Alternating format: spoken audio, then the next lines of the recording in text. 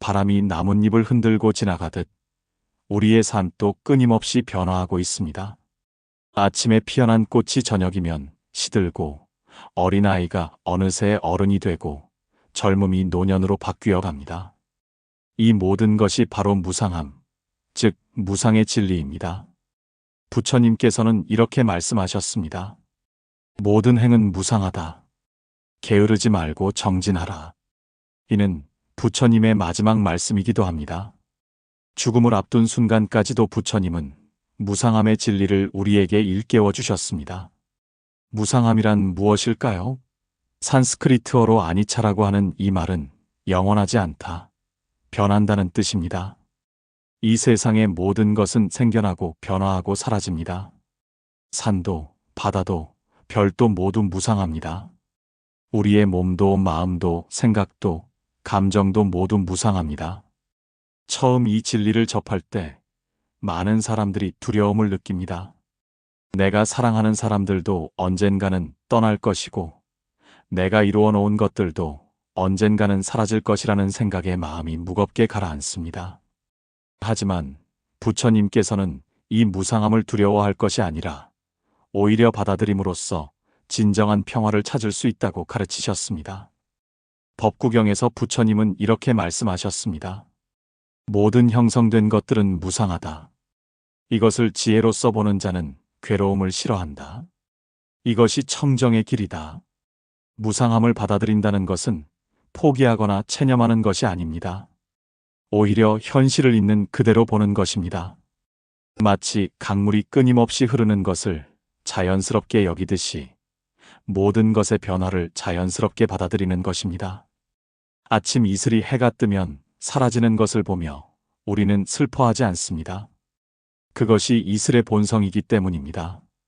마찬가지로 모든 것의 변화와 소멸을 그 자체의 본성으로 받아들일 때 우리는 더 이상 그것에 대해 괴로워하지 않게 됩니다.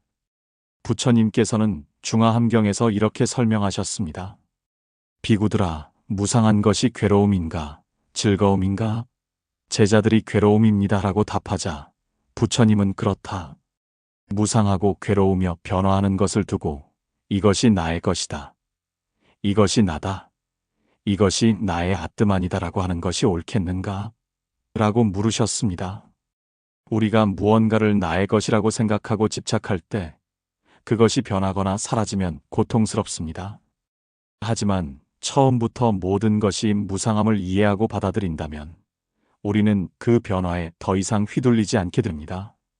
봄꽃이 피는 것을 보며 기뻐하되 그 꽃이 질 때를 두려워하지 않는 것처럼 좋은 일이 생겼을 때 감사하되 그것이 영원하지 않음을 알고 집착하지 않는 것처럼 우리는 삶의 모든 순간을 있는 그대로 받아들일 수 있습니다. 무상함을 받아들이는 것은 하루아침에 이루어지는 것이 아닙니다. 오랜 시간에 걸쳐 마음을 다스리고 지혜를 기르는 과정입니다. 부처님께서도 6년의 고행과 깊은 수행을 통해 이 진리를 체득하셨습니다. 때로는 사랑하는 사람과의 이별이, 때로는 건강의 상실이, 때로는 꿈의 좌절이 우리에게 무상함의 진리를 가르쳐 줍니다. 그 순간의 아픔과 슬픔을 억지로 없애려 하지 마십시오. 다만 그 감정 또한 무상함을 기억하십시오. 슬픔도 지나가고 기쁨도 지나갑니다. 부처님의 제자 아난다가 부처님의 인멸을 앞두고 슬퍼하자 부처님께서는 이렇게 위로하셨습니다. 아난다야, 슬퍼하지 말라. 사랑하는 것과 헤어지는 것이 사물의 본성이 아니냐? 태어나고 형성되고 만들어진 것이 무너지지 않을 수 있겠느냐? 이 말씀 속에서 우리는 부처님의 깊은 자비와 지혜를 느낄 수 있습니다. 무상함을 받아들이는 것은 냉정하거나 무감각해지는 것이 아니라 오히려 더 깊은 사랑과 연민을 갖게 되는 것입니다. 무상함을 이해하기 시작하면 자연스럽게 집착이라는 것이 얼마나 허상인지 깨닫게 됩니다. 부처님께서는 모든 고통의 근원이 바로 이 집착, 즉 가래에 있다고 가르치셨습니다. 법구경에서 부처님은 이렇게 말씀하셨습니다. 이 세상에서 우리가 사랑하는 것은 변하고 달라진다. 모든 만남은 헤어짐이고 모든 생명은 죽음이다. 이를 아는 자는 슬퍼하지 않는다. 집착이란 무엇일까요? 그것은 변화하는 것을 변하지 않는 것처럼 붙잡으려는 헛된 노력입니다. 마치 손으로 물을 움켜쥐려고 하는 것과 같습니다. 쥐면 쥘수록 물은 손가락 사이로 새어나가고 결국 손에는 아무것도 남지 않습니다. 우리는 수많은 것들에 집착하며 살아갑니다. 돈에, 명예에, 사람에, 젊음에, 건강에, 심지어는 우리의 생각과 신념에까지 집착합니다. 하지만 부처님께서는 이 모든 것이 궁극적으로는 우리 것이 아니라고 가르치셨습니다. 상응부경에서 부처님은 5가지 집착의 무더기에 대해 설명하셨습니다. 형태, 느낌, 인식, 의지적 형성, 의식 이 5가지를 오온이라고 하는데 우리가 나라고 생각하는 것이 실상은 이 5가지 무더기의 일시적 조합일 뿐이라고 하셨습니다. 비구들아, 형태는 거품과 같고 느낌은 물거품과 같고 인식은 신기루와 같고 의지적 형성은 파초와 같고 의식은 마술과 같다. 부처님의 이 말씀은 우리가 집착하는 모든 것의 허상성을 강조합니다. 그렇다면 우리는 어떻게 집착을 놓아버릴 수 있을까요? 먼저 집착의 실체를 명확히 보는 것부터 시작해야 합니다. 어떤 사람이 아름다운 정원을 가지고 있다고 해봅시다. 그는 그 정원을 가꾸고 사랑하며 자신의 것이라고 생각합니다. 하지만 계절이 바뀌면 꽃은 지고 잎은 떨어집니다. 그가 아무리 노력해도 자연의 변화를 막을 수는 없습니다. 정원이 아름다울 때는 기뻐하고 시들 때는 슬퍼하며 그는 감정의 굴레에 매이게 됩니다. 하지만 정원을 가꾸되 그것이 자신의 소유가 아니라 잠시 맡겨진 것임을 안다면 어떨까요? 정원이 아름다울 때 감사하고 시들 때도 그것을 자연스럽게 받아들일 수 있을 것입니다. 이것이 바로 집착을 놓아버리는 첫 단계입니다. 부처님께서는 중부경에서 이렇게 말씀하셨습니다. 만약 그대가 나를 사랑한다면 나에게 집착하지 말라. 모든 존재는 변화의 법칙에 따라 태어나고 늙고 죽는다. 이것을 피할 수 있는 자는 없다. 집착을 놓아버린다는 것은 사랑하지 않는다는 뜻이 아닙니다.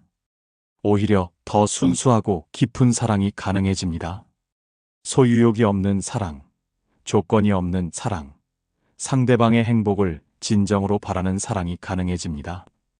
마치 새가 하늘을 나는 것처럼, 바람이 자유롭게 부는 것처럼 우리도 집착의 사슬에서 벗어나 자유로워질 수 있습니다. 이때 우리는 더 이상 잃을 것을 두려워하지 않게 됩니다. 왜냐하면 애초에 잃을 것이 없음을 알기 때문입니다. 부처님께서는 이런 비유를 들어주셨습니다. 원숭이가 나뭇가지를 붙잡고 있다가 다른 가지로 옮겨가려면 먼저 붙잡고 있던 가지를 놓아야 한다. 마찬가지로 사람도 새로운 것을 얻으려면 먼저 기존의 것을 놓아야 한다. 하지만 집착을 놓아버리는 것은 쉽지 않습니다. 우리는 오랜 세월 동안 무언가를 소유하고 붙잡는 것이 안전하다고 믿어왔습니다. 놓아버리는 것은 두려움을 불러일으킵니다. 이때 중요한 것은 점진적으로 실천하는 것입니다. 먼저 작은 것들부터 놓아보십시오. 옷에 대한 집착, 음식에 대한 집착, 편안함에 대한 집착을 조금씩 줄여나가는 것입니다. 부처님께서는 증이라 함경에서 이렇게 말씀하셨습니다. 적은 것으로 만족하는 자는 누워서도 편안하고 앉아서도 편안하고 행하여도 편안하다. 많은 것을 바라는 자는 항상 괴로움에 시달린다. 집착을 놓아버리는 또 다른 방법은 무상함을 명상하는 것입니다. 호흡을 관찰하면서 들숨과 날숨이 계속 변한다는 것을 느껴보십시오. 생각을 관찰하면서 생각이 일어났다가 사라지는 것을 지켜보십시오. 감정을 관찰하면서 기쁨과 슬픔이 모두 일시적임을 체험해 보십시오. 이런 명상을 통해 우리는 모든 것이 끊임없이 변화하고 있음을 직접 경험하게 됩니다. 그리고 이 변화 속에서 변하지 않는 것을 붙잡으려 하는 것이 얼마나 무의미한지 깨닫게 됩니다. 화엄경에서는 이렇게 표현합니다. 마음이 없는 곳에 법이 있고 법이 없는 곳에 마음이 있다. 마음과 법이 모두 공하니 이것이 참된 해탈이다. 집착을 놓아버리는 것은 공허함을 의미하지 않습니다. 오히려 더 충만한 삶을 살 수 있게 해줍니다. 소유에 대한 욕망이 사라지면 존재 자체의 기쁨을 느낄 수 있습니다. 무언가를 얻으려는 조급함이 사라지면 현재 순간의 평화를 맛볼 수 있습니다. 부처님께서는 열반을 설명하며 이렇게 말씀하셨습니다. 가래가 소멸하면 집착이 소멸하고, 집착이 소멸하면 존재가 소멸하고, 존재가 소멸하면 태어남이 소멸한다. 이것이 일체 괴로움의 완전한 소멸이다. 이는 삶을 부정하는 것이 아니라 괴로움의 원인을 제거하여 진정한 자유와 평화를 얻는 것을 의미합니다. 무상함을 받아들이고 집착을 놓아버리면 우리는 자연스럽게 현재 순간의 소중함을 발견하게 됩니다. 부처님께서는 이 현재 순간을 찰나라고 하셨고, 이 찰나 속에 모든 진리가 담겨 있다고 가르치셨습니다. 법구경에서 부처님은 이렇게 말씀하셨습니다. 과거를 따르지 말고 미래를 바라지 말라. 과거는 이미 지나갔고 미래는 아직 오지 않았다. 현재의 현상을 현재에서 관찰하라. 우리는 대부분 과거의 기억 속에서 살거나 미래의 계획 속에서 살아갑니다. 과거에 일어난 일을 후회하고 미래에 일어날 일을 걱정하면서 정작 지금 이 순간은 놓쳐버립니다. 하지만 삶은 오직 현재 순간에서만 일어납니다. 지금 이 순간 여러분은 숨을 쉬고 있습니다. 심장은 뛰고 있고 혈액은 온몸을 순환하고 있습니다. 이 모든 것이 지금 여기서 일어나고 있는 기적입니다. 하지만 우리는 이런 기적을 당연하게 여기며 지나쳐버립니다. 부처님께서는 대념처경에서 4가지 마음챙김에 대해 가르치셨습니다. 몸의 마음챙김, 느낌의 마음챙김, 마음의 마음챙김, 법의 마음챙김입니다. 이 모든 마음챙김의 핵심은 현재 순간에 깨어있는 것입니다. 몸의 마음챙김부터 시작해 봅시다. 지금 여러분의 몸은 어떤 자세를 취하고 있나요? 앉아 있다면 엉덩이가 의자에 닿은 느낌을, 서 있다면 발이 바닥에 닿은 느낌을 느껴보십시오. 이런 단순한 감각에 주의를 기울이는 것만으로도 우리는 현재 순간으로 돌아올 수 있습니다. 부처님께서는 이렇게 말씀하셨습니다. 비구가 걸을 때는 나는 걷는다고 분명히 알고, 설 때는 나는 선다고 분명히 알고, 앉을 때는 나는 앉는다고 분명히 알고, 누울 때는 나는 눕는다고 분명히 안다. 이것이 바로 현재 순간의 마음챙김입니다. 특별한 것을 할 필요가 없습니다. 단지 지금 하고 있는 일에 온전히 집중하는 것입니다. 차를 마실 때는 차의 온도와 맛을 느끼고, 걸을 때는 발걸음의 리듬을 느끼고, 말할 때는 자신의 목소리를 들어보십시오. 이런 단순한 행위들이 모두 현재 순간의 수행이 됩니다. 느낌의 마음챙김은 즐거움, 괴로움, 그리고 즐겁지도 괴롭지도 않은 중성적 느낌을 있는 그대로 관찰하는 것입니다. 우리는 보통 즐거운 느낌에는 집착하고 괴로운 느낌은 피하려고 합니다. 하지만 부처님께서는 모든 느낌이 무상함을 가르치셨습니다.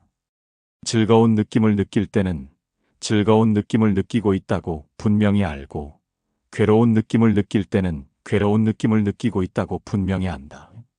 이렇게 느낌을 판단하지 않고 그대로 관찰할 때 우리는 느낌에 휘둘리지 않게 됩니다. 마음의 마음챙김은 마음의 상태를 관찰하는 것입니다. 마음이 욕망으로 가득할 때는 그것을 알아차리고, 성내는 마음일 때는 그것을 알아차리고, 어리석은 마음일 때는 그것을 알아차립니다. 또한 마음이 고요하고 평온할 때도 그것을 알아차립니다. 부처님께서는 상응부경에서 이렇게 말씀하셨습니다. 마음을 아는 자는 마음에 속지 않는다. 마음의 본성을 아는 자는 마음의 노예가 되지 않는다. 마음은 끊임없이 변합니다. 한순간 기쁘다가도 다음 순간 슬프고, 한순간 평온하다가도 다음 순간 불안합니다. 이런 마음의 변화를 그대로 관찰하다 보면 우리는 마음의 무상함을 직접 체험하게 됩니다. 현재 순간에 머물면서 우리가 발견하는 것은 깊은 평온입니다. 과거를 후회하지 않고 미래를 걱정하지 않을 때 마음은 자연스럽게 고요해집니다. 이 고요함 속에서 우리는 진정한 자신을 만나게 됩니다. 부처님께서는 이를 정멸이라고 하셨습니다. 모든 번뇌가 고요해진 상태, 모든 갈등이 해소된 상태를 의미합니다. 이는 죽음이나 무감각을 의미하는 것이 아니라 살아있으면서도 완전히 평안한 상태를 말합니다. 중부경에서 부처님은 이렇게 표현하셨습니다. 정신이 고요하고 청정하며 티 없이 깨끗하고 번뇌가 없고 유연하며 활동적이고 견고하며 흔들리지 않을 때 그 정신을 지혜의 완성으로 향하게 한다. 현재 순간의 평온을 경험하는 가장 좋은 방법 중 하나는 호흡 명상입니다. 부처님께서는 아나파나사티경에서 호흡에 대한 마음 챙김을 상세히 가르치셨습니다. 들숨이 길 때는 들숨이 길다고 분명히 알고 들숨이 짧을 때는 들숨이 짧다고 분명히 안다. 날숨이 길 때는 날숨이 길다고 분명히 알고 날숨이 짧을 때는 날숨이 짧다고 분명히 안다. 호흡은 항상 현재 순간에 일어납니다. 과거의 호흡도 미래의 호흡도 없습니다. 오직 지금 이 순간의 호흡만 있을 뿐입니다. 따라서 호흡에 주의를 기울이는 것은 자연스럽게 현재 순간으로 돌아오는 방법입니다. 호흡을 관찰하다 보면 우리는 호흡의 무상함을 발견하게 됩니다. 들숨과 날숨이 계속 변하고 깊었다가 얕았다가 하며 잠시 멈췄다가 다시 시작합니다. 이 모든 변화를 그대로 관찰하면서 우리는 변화 자체에 친숙해집니다. 현재 순간의 평온은 특별한 조건이 필요하지 않습니다. 조용한 곳에서만 가능한 것이 아니라 시끄러운 곳에서도 바쁜 일상 속에서도 가능합니다. 중요한 것은 지금 이 순간에 깨어 있는 것입니다. 부처님께서는 이렇게 말씀하셨습니다. 과거는 이미 사라졌고 미래는 아직 오지 않았다. 현재의 법을 현재에서 관찰하여 흔들리지 않고 동요하지 않는 자만이 지혜를 얻는다. 무상함을 받아들이고 현재 순간의 평온을 경험하면 우리 마음에는 자연스럽게 자비와 연민이 꽃피게 됩니다. 부처님께서는 지혜와 자비가 수레의 두 바퀴와 같아서 둘 다 있어야 깨달음의 길을 제대로 갈 수 있다고 가르치셨습니다. 법구경에서 부처님은 이렇게 말씀하셨습니다. 모든 존재는 행복하기를 원하고 괴로움을 피하고 싶어 한다.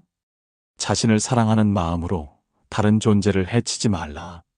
무상함을 깨달으면서 우리는 중요한 사실을 발견하게 됩니다. 나만 무상함 속에서 살아가는 것이 아니라 모든 존재가 똑같이 무상함 속에서 살아간다는 것입니다. 모든 사람이 나처럼 늙고 병들고 죽음을 맞이해야 합니다. 모든 사람이 나처럼 사랑하는 이와 헤어지는 아픔을 겪어야 합니다. 이 깨달음은 우리 마음에 깊은 연민을 불러일으킵니다. 다른 사람들이 무상함을 받아들이지 못하고 괴로워하는 모습을 보면 마치 자신의 과거 모습을 보는 것 같아서 가슴이 아픕니다. 동시에 그들을 도와주고 싶은 마음이 저절로 생겨납니다. 부처님께서는 자비경에서 이렇게 말씀하셨습니다. 어머니가 목숨을 걸고 외아들을 보호하듯이 모든 존재에 대해 한량없는 마음을 닦아야 한다. 온 세상에 대해 한량없는 자비의 마음을 닦아야 한다. 자비란 무엇일까요? 자는 기쁨을 주고자 하는 마음이고 비는 괴로움을 덜어주고자 하는 마음입니다. 이 두 마음이 합쳐져서 자비가 됩니다. 자비는 단순한 동정심이나 연민과는 다릅니다.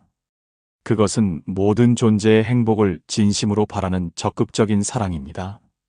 무상함을 깨달은 사람의 자비는 특별합니다. 조건이 없고 차별이 없으며 기대가 없습니다. 상대방이 나에게 좋은 일을 해주었기 때문에 사랑하는 것이 아니라 그 존재 자체를 사랑합니다. 상대방이 바뀌기를 바라면서 사랑하는 것이 아니라 있는 그대로를 받아들이며 사랑합니다. 부처님께서는 수타니파타에서 이렇게 노래하셨습니다. 서 있을 때든 걸어갈 때든 앉아 있을 때든 누워 있을 때든 깨어있는 한 자비의 마음을 확고히 하라. 이것이 이 세상에서 가장 고귀한 경지이다. 자비를 실천하는 것은 거창한 일이 아닙니다. 일상생활에서 만나는 사람들에게 따뜻한 말 한마디를 건네는 것, 힘들어하는 사람을 위로하는 것, 화를 내는 대신 이해하려고 노력하는 것, 이 모든 것이 자비의 실천입니다. 때로는 자비를 베풀기 어려운 상황이 있습니다. 나에게 상처를 준 사람, 나를 미워하는 사람, 나와 다른 생각을 가진 사람들에게 자비를 베푸는 것은 쉽지 않습니다. 하지만 바로 이럴 때 무상함의 지혜가 도움이 됩니다. 그 사람도 나처럼 무상함 속에서 살아가고 있습니다. 그 사람의 화도, 미움도, 고집도 모두 무상합니다. 언젠가는 변할 것이고, 언젠가는 사라질 것입니다. 이를 알면 그 사람의 현재 모습에 너무 집착하지 않게 됩니다. 부처님께서는 중부경에서 이렇게 말씀하셨습니다. 누군가가 나에게 해를 끼치더라도 내가 그 때문에 마음을 어지럽힌다면 나는 이 가르침을 저버리는 것이다. 자비는 약함이 아니라 강함입니다. 상대방의 공격에 맞서 싸우는 것보다 그 공격을 자비로 감싸는 것이 훨씬 더 큰 용기를 필요로 합니다. 복수하고 싶은 마음을 누르고 용서하는 것이 훨씬 더 어려운 일입니다. 하지만 자비는 우리에게 진정한 자유를 가져다 줍니다. 미움과 원망에 사로잡혀 있을 때 우리는 그 감정의 노예가 됩니다. 자비를 베풀 때 우리는 그 감정으로부터 해방됩니다. 부처님께서는 이런 비유를 들어주셨습니다. 미움은 미움으로 해결되지 않고 오직 사랑으로만 해결된다. 이것은 영원한 진리이다. 자비를 기르는 가장 좋은 방법 중 하나는 자비 명상입니다. 먼저 자신에게 자비를 베푸는 것부터 시작합니다. 내가 행복하기를, 내가 괴로움에서 벗어나기를, 내가 평안하기를 이렇게 자신을 위해 기도합니다. 자신에게 자비를 베푸는 것이 익숙해지면 사랑하는 사람들에게로 범위를 넓혀 나갑니다. 가족, 친구, 동료들을 위해 같은 기도를 합니다. 그 다음에는 중성적인 사람들, 즉 별로 친하지도 않고 미워하지도 않는 사람들을 위해 기도합니다. 가장 어려운 단계는 자신에게 해를 끼친 사람들을 위해 기도하는 것입니다. 하지만 이것이 가능해질 때 우리는 진정한 자비의 힘을 경험하게 됩니다. 부처님께서는 앙구따라니까야에서 이렇게 말씀하셨습니다. 자비를 닦는 자의 마음에는 11가지 이익이 있다. 편안히 잠들고 편안히 깨어나며 나쁜 꿈을 꾸지 않는다. 사람들에게 사랑받고 사람이 아닌 존재들에게도 사랑받는다. 자비는 또한 지혜를 깊게 만듭니다. 자비로운 마음으로 세상을 바라보면 모든 존재가 서로 연결되어 있음을 깨닫게 됩니다. 나의 행복이 다른 사람의 행복과 무관하지 않고 다른 사람의 괴로움이 나의 괴로움과 무관하지 않음을 알게 됩니다. 이것을 불교에서는 연기라고 합니다. 모든 것이 서로 의존하여 존재한다는 뜻입니다. 나 혼자서는 존재할 수 없고 수많은 조건과 원인이 모여서 지금의 내가 있는 것입니다. 부처님께서는 화엄경에서 이를 인드라의 그물이라는 아름다운 비유로 설명하셨습니다. 우주 전체에 거대한 그물이 쳐져 있고 그물의 매듭마다 보석이 달려 있습니다. 각각의 보석은 다른 모든 보석들을 반영하고 하나의 보석이 빛나면 모든 보석들이 함께 빛납니다. 우리 모두는 이 그물의 보석과 같습니다. 나의 행복이 다른 사람들의 행복을 반영하고 다른 사람들의 행복이 나의 행복을 반영합니다. 이 깨달음이 있을 때 자비는 선택이 아니라 필연이 됩니다. 자비를 실천하다 보면 우리는 놀라운 변화를 경험하게 됩니다. 마음이 더 넓어지고 더 평온해집니다. 사소한 일에 화를 내지 않게 되고 다른 사람들의 실수를 더 쉽게 용서할 수 있게 됩니다. 부처님께서는 제자들에게 이렇게 말씀하셨습니다. 자비를 닦는 자는 신들도 보호하고 독이나 무기로도 해를 입지 않으며 쉽게 선정에 들고 얼굴이 밝고 평온하며 죽을 때 혼란스럽지 않다. 자비는 우리 자신을 치유할 뿐만 아니라 주변 사람들도 치유합니다. 자비로운 사람 곁에 있으면 마음이 편안해지고 그 사람의 따뜻함에 감화되어 자신도 더 자비롭게 됩니다. 무상함을 받아들이고 자비를 실천하는 것, 이 둘이 합쳐질 때 우리는 진정한 지혜를 얻게 됩니다. 변화를 두려워하지 않고 다른 사람들의 고통을 외면하지 않으며 현재 순간에 깨어 있으면서 모든 존재의 행복을 바라는 마음, 이것이 부처님께서 가르쳐 주신 완전한 삶의 모습입니다.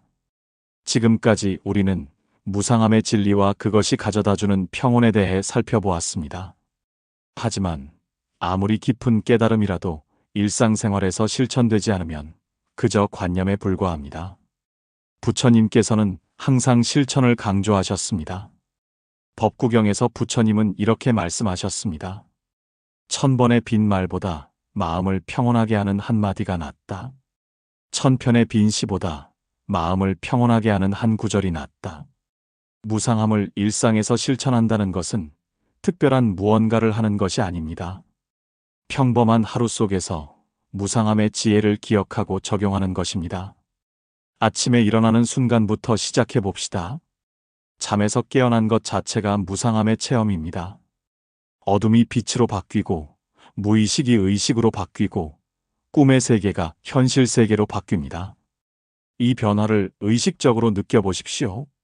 오늘 하루도 변화의 연속이 될 것이다. 좋은 일도 있고 나쁜 일도 있을 것이다.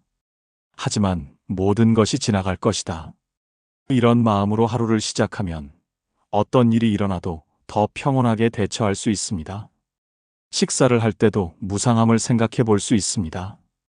음식을 천천히 씹으면서 그 맛이 계속 변화한다는 것을 느껴보십시오. 처음에는 한 가지 맛이었다가 씹으면서 다른 맛들이 나타나고 마지막에는 모든 맛이 사라집니다. 부처님께서는 대념처경에서 이렇게 말씀하셨습니다. 비구가 음식을 먹을 때 성찰하면서 먹는다. 이 음식은 즐거움을 위한 것도 아니고 취함을 위한 것도 아니고 몸치장을 위한 것도 아니다. 다만 이 몸이 계속 유지되어 수행할 수 있도록 하기 위함이다.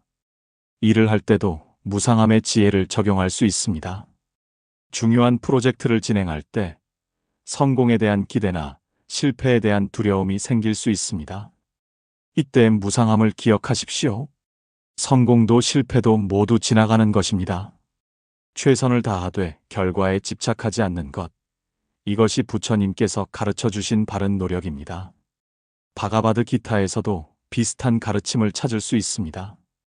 너는 행동할 권리가 있지만 그 결과에 대해서는 권리가 없다. 사람들과의 관계에서도 무상함의 지혜가 큰 도움이 됩니다. 가족, 친구, 동료들과 갈등이 생겼을 때 그 갈등이 영원하지 않음을 기억하십시오. 사람의 마음도 계속 변합니다.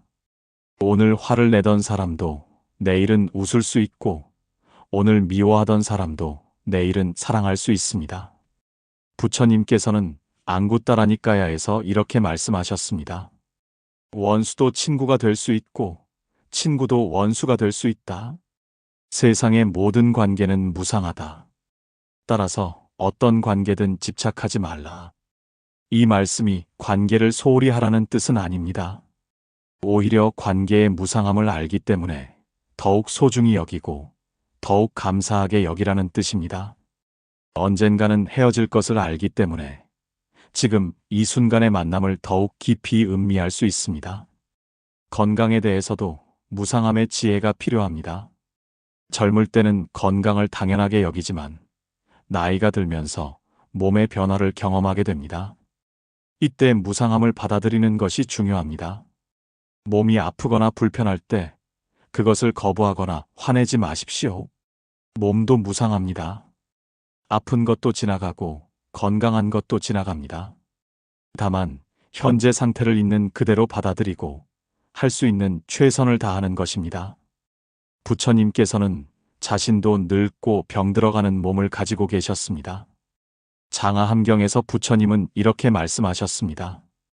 이 몸은 낡은 수레와 같다. 조심스럽게 다루어야 겨우 움직일 수 있다. 돈과 물질에 대해서도 무상함의 관점이 필요합니다.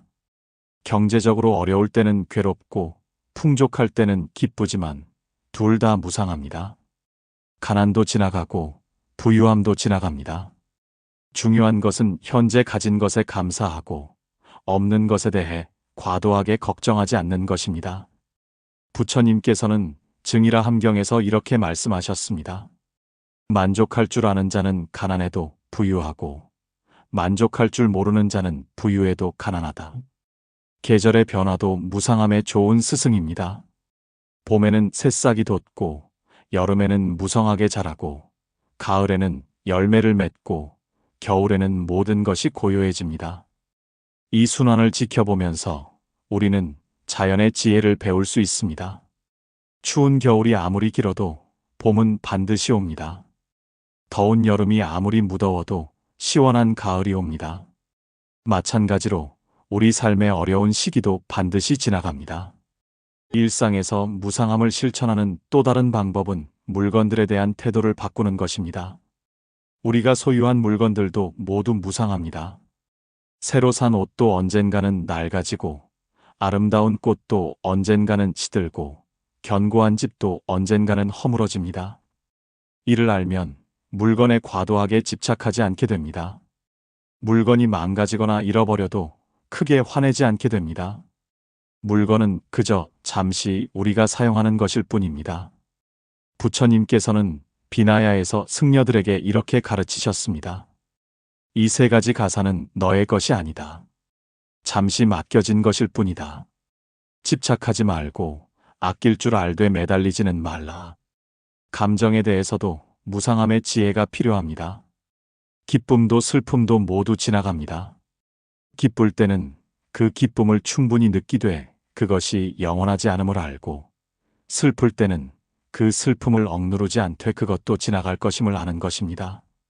감정을 물의 흐름에 비유할 수 있습니다.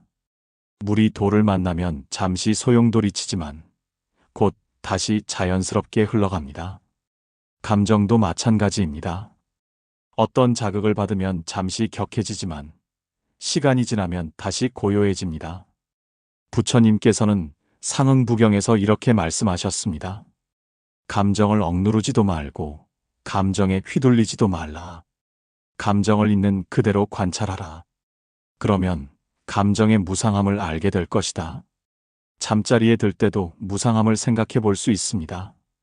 하루가 저물고 밤이 오는 것도 무상함의 체험입니다. 오늘 하루 동안 경험한 모든 것들을 되돌아보며 그 모든 것이 지나가는 것임을 느껴보십시오. 내일 또 새로운 하루가 시작되겠지만 그 하루도 지나갈 것입니다. 이렇게 하루하루를 무상함의 지혜로 살아간다면 우리는 점점 더 평온하고 자유로운 삶을 살 수 있게 됩니다. 부처님께서는 장하함경에서 이렇게 말씀하셨습니다. 하루를 살더라도 무상함을 깨달으며 사는 것이 100년을 살더라도 무상함을 모르고 사는 것보다 낫다.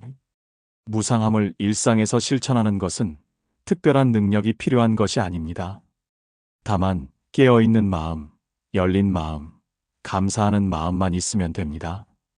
이 마음들이 자연스럽게 우리를 무상함의 지혜로 인도해 줄 것입니다. 긴 여행을 마치며 우리는 다시 처음 자리로 돌아왔습니다. 무상함을 받아들일수록 평온해진다는 주제로 시작한 이 대화가 이제 끝을 향해 가고 있습니다. 하지만 이 끝 또한 무상합니다. 진정한 끝은 없고 다만 변화가 있을 뿐입니다.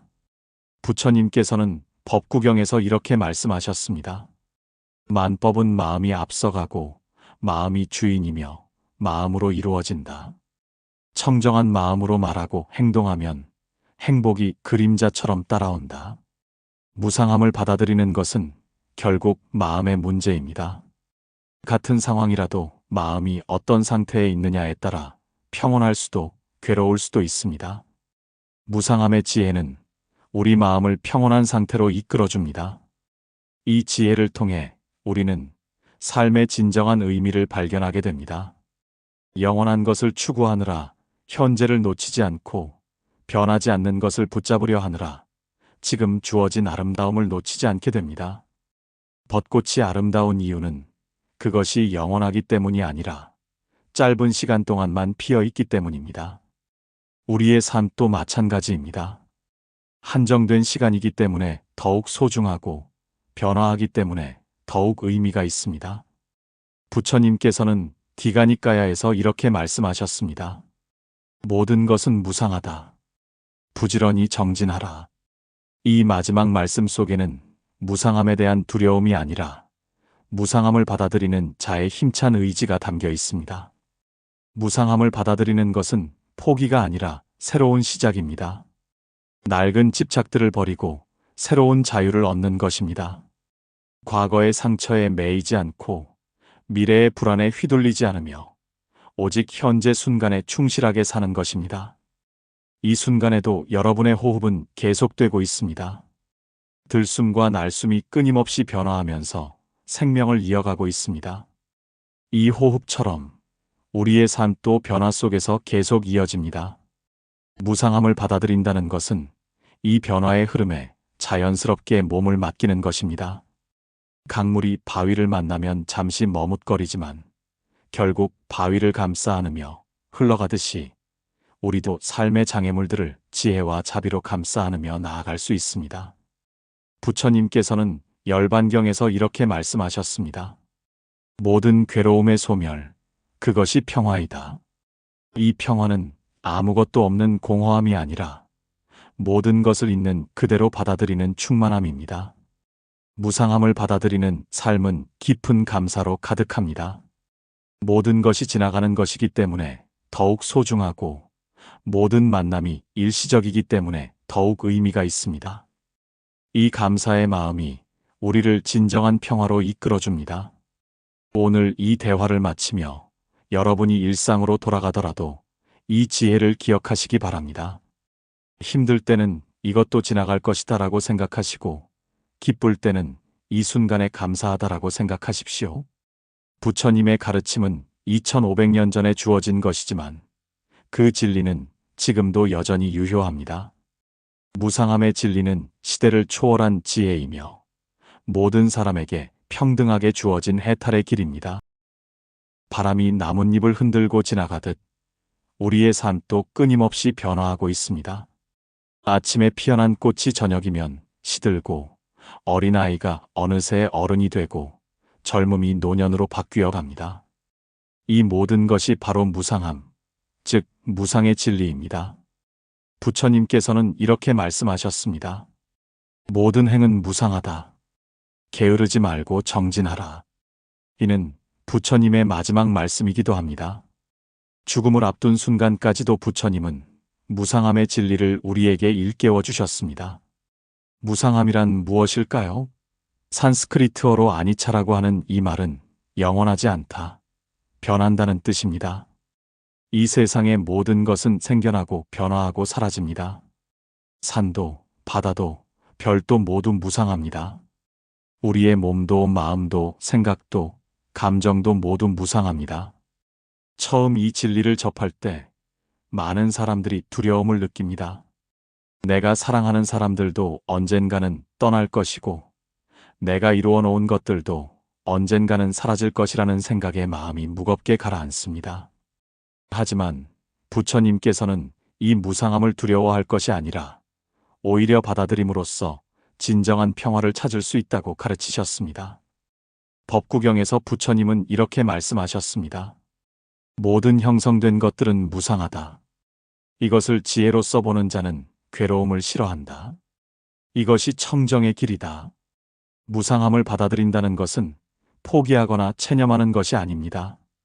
오히려 현실을 있는 그대로 보는 것입니다. 마치 강물이 끊임없이 흐르는 것을 자연스럽게 여기듯이 모든 것의 변화를 자연스럽게 받아들이는 것입니다. 아침 이슬이 해가 뜨면 사라지는 것을 보며 우리는 슬퍼하지 않습니다. 그것이 이슬의 본성이기 때문입니다. 마찬가지로 모든 것의 변화와 소멸을 그 자체의 본성으로 받아들일 때 우리는 더 이상 그것에 대해 괴로워하지 않게 됩니다. 부처님께서는 중화함경에서 이렇게 설명하셨습니다. 비구들아, 무상한 것이 괴로움인가, 즐거움인가? 제자들이 괴로움입니다라고 답하자 부처님은 그렇다. 무상하고 괴로우며 변화하는 것을 두고 이것이 나의 것이다. 이것이 나다. 이것이 나의 아뜨만이다라고 하는 것이 옳겠는가? 라고 물으셨습니다. 우리가 무언가를 나의 것이라고 생각하고 집착할 때 그것이 변하거나 사라지면 고통스럽습니다. 하지만 처음부터 모든 것이 무상함을 이해하고 받아들인다면 우리는 그 변화에 더 이상 휘둘리지 않게 됩니다. 봄꽃이 피는 것을 보며 기뻐하되 그 꽃이 질 때를 두려워하지 않는 것처럼 좋은 일이 생겼을 때 감사하되 그것이 영원하지 않음을 알고 집착하지 않는 것처럼 우리는 삶의 모든 순간을 있는 그대로 받아들일 수 있습니다. 무상함을 받아들이는 것은 하루아침에 이루어지는 것이 아닙니다. 오랜 시간에 걸쳐 마음을 다스리고 지혜를 기르는 과정입니다. 부처님께서도 6년의 고행과 깊은 수행을 통해 이 진리를 체득하셨습니다. 때로는 사랑하는 사람과의 이별이, 때로는 건강의 상실이, 때로는 꿈의 좌절이 우리에게 무상함의 진리를 가르쳐 줍니다. 그 순간의 아픔과 슬픔을 억지로 없애려 하지 마십시오. 다만 그 감정 또한 무상함을 기억하십시오. 슬픔도 지나가고 기쁨도 지나갑니다. 부처님의 제자 아난다가 부처님의 인멸을 앞두고 슬퍼하자 부처님께서는 이렇게 위로하셨습니다. 아난다야, 슬퍼하지 말라. 사랑하는 것과 헤어지는 것이 사물의 본성이 아니냐? 태어나고 형성되고 만들어진 것이 무너지지 않을 수 있겠느냐? 이 말씀 속에서 우리는 부처님의 깊은 자비와 지혜를 느낄 수 있습니다. 무상함을 받아들이는 것은 냉정하거나 무감각해지는 것이 아니라 오히려 더 깊은 사랑과 연민을 갖게 되는 것입니다. 무상함을 이해하기 시작하면 자연스럽게 집착이라는 것이 얼마나 허상인지 깨닫게 됩니다. 부처님께서는 모든 고통의 근원이 바로 이 집착, 즉 가래에 있다고 가르치셨습니다. 법구경에서 부처님은 이렇게 말씀하셨습니다. 이 세상에서 우리가 사랑하는 것은 변하고 달라진다. 모든 만남은 헤어짐이고 모든 생명은 죽음이다. 이를 아는 자는 슬퍼하지 않는다. 집착이란 무엇일까요? 그것은 변화하는 것을 변하지 않는 것처럼 붙잡으려는 헛된 노력입니다. 마치 손으로 물을 움켜쥐려고 하는 것과 같습니다. 쥐면 쥘수록 물은 손가락 사이로 새어나가고 결국 손에는 아무것도 남지 않습니다. 우리는 수많은 것들에 집착하며 살아갑니다. 돈에, 명예에, 사람에, 젊음에, 건강에, 심지어는 우리의 생각과 신념에까지 집착합니다. 하지만 부처님께서는 이 모든 것이 궁극적으로는 우리 것이 아니라고 가르치셨습니다. 상응부경에서 부처님은 5가지 집착의 무더기에 대해 설명하셨습니다. 형태, 느낌, 인식, 의지적 형성, 의식 이 5가지를 오온이라고 하는데 우리가 나라고 생각하는 것이 실상은 이 5가지 무더기의 일시적 조합일 뿐이라고 하셨습니다. 비구들아, 형태는 거품과 같고 느낌은 물거품과 같고 인식은 신기루와 같고 의지적 형성은 파초와 같고 의식은 마술과 같다. 부처님의 이 말씀은 우리가 집착하는 모든 것의 허상성을 강조합니다. 그렇다면 우리는 어떻게 집착을 놓아버릴 수 있을까요? 먼저 집착의 실체를 명확히 보는 것부터 시작해야 합니다. 어떤 사람이 아름다운 정원을 가지고 있다고 해봅시다. 그는 그 정원을 가꾸고 사랑하며 자신의 것이라고 생각합니다. 하지만 계절이 바뀌면 꽃은 지고 잎은 떨어집니다. 그가 아무리 노력해도 자연의 변화를 막을 수는 없습니다. 정원이 아름다울 때는 기뻐하고 시들 때는 슬퍼하며 그는 감정의 굴레에 매이게 됩니다. 하지만 정원을 가꾸되 그것이 자신의 소유가 아니라 잠시 맡겨진 것임을 안다면 어떨까요? 정원이 아름다울 때 감사하고 시들 때도 그것을 자연스럽게 받아들일 수 있을 것입니다. 이것이 바로 집착을 놓아버리는 첫 단계입니다. 부처님께서는 중부경에서 이렇게 말씀하셨습니다. 만약 그대가 나를 사랑한다면 나에게 집착하지 말라. 모든 존재는 변화의 법칙에 따라 태어나고 늙고 죽는다. 이것을 피할 수 있는 자는 없다. 집착을 놓아버린다는 것은 사랑하지 않는다는 뜻이 아닙니다. 오히려 더 순수하고 깊은 사랑이 가능해집니다. 소유욕이 없는 사랑, 조건이 없는 사랑, 상대방의 행복을 진정으로 바라는 사랑이 가능해집니다. 마치 새가 하늘을 나는 것처럼, 바람이 자유롭게 부는 것처럼 우리도 집착의 사슬에서 벗어나 자유로워질 수 있습니다. 이때 우리는 더 이상 잃을 것을 두려워하지 않게 됩니다. 왜냐하면 애초에 잃을 것이 없음을 알기 때문입니다. 부처님께서는 이런 비유를 들어주셨습니다. 원숭이가 나뭇가지를 붙잡고 있다가 다른 가지로 옮겨가려면 먼저 붙잡고 있던 가지를 놓아야 한다. 마찬가지로 사람도 새로운 것을 얻으려면 먼저 기존의 것을 놓아야 한다. 하지만 집착을 놓아버리는 것은 쉽지 않습니다. 우리는 오랜 세월 동안 무언가를 소유하고 붙잡는 것이 안전하다고 믿어왔습니다. 놓아버리는 것은 두려움을 불러일으킵니다. 이때 중요한 것은 점진적으로 실천하는 것입니다.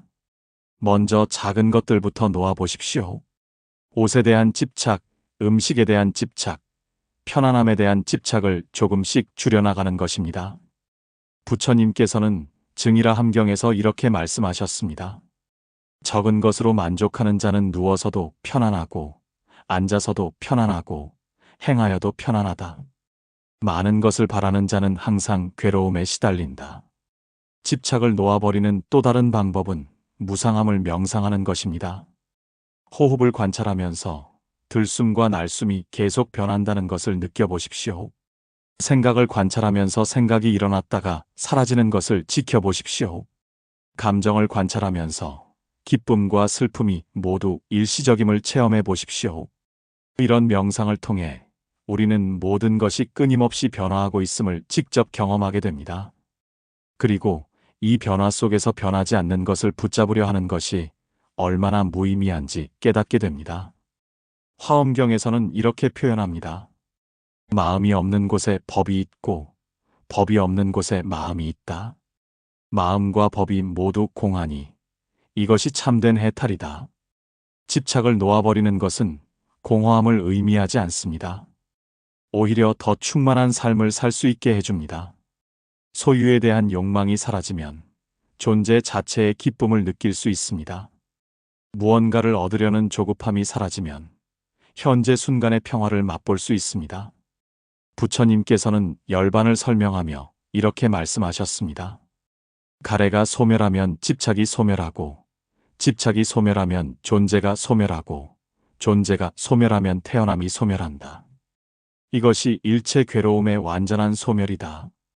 이는 삶을 부정하는 것이 아니라 괴로움의 원인을 제거하여 진정한 자유와 평화를 얻는 것을 의미합니다.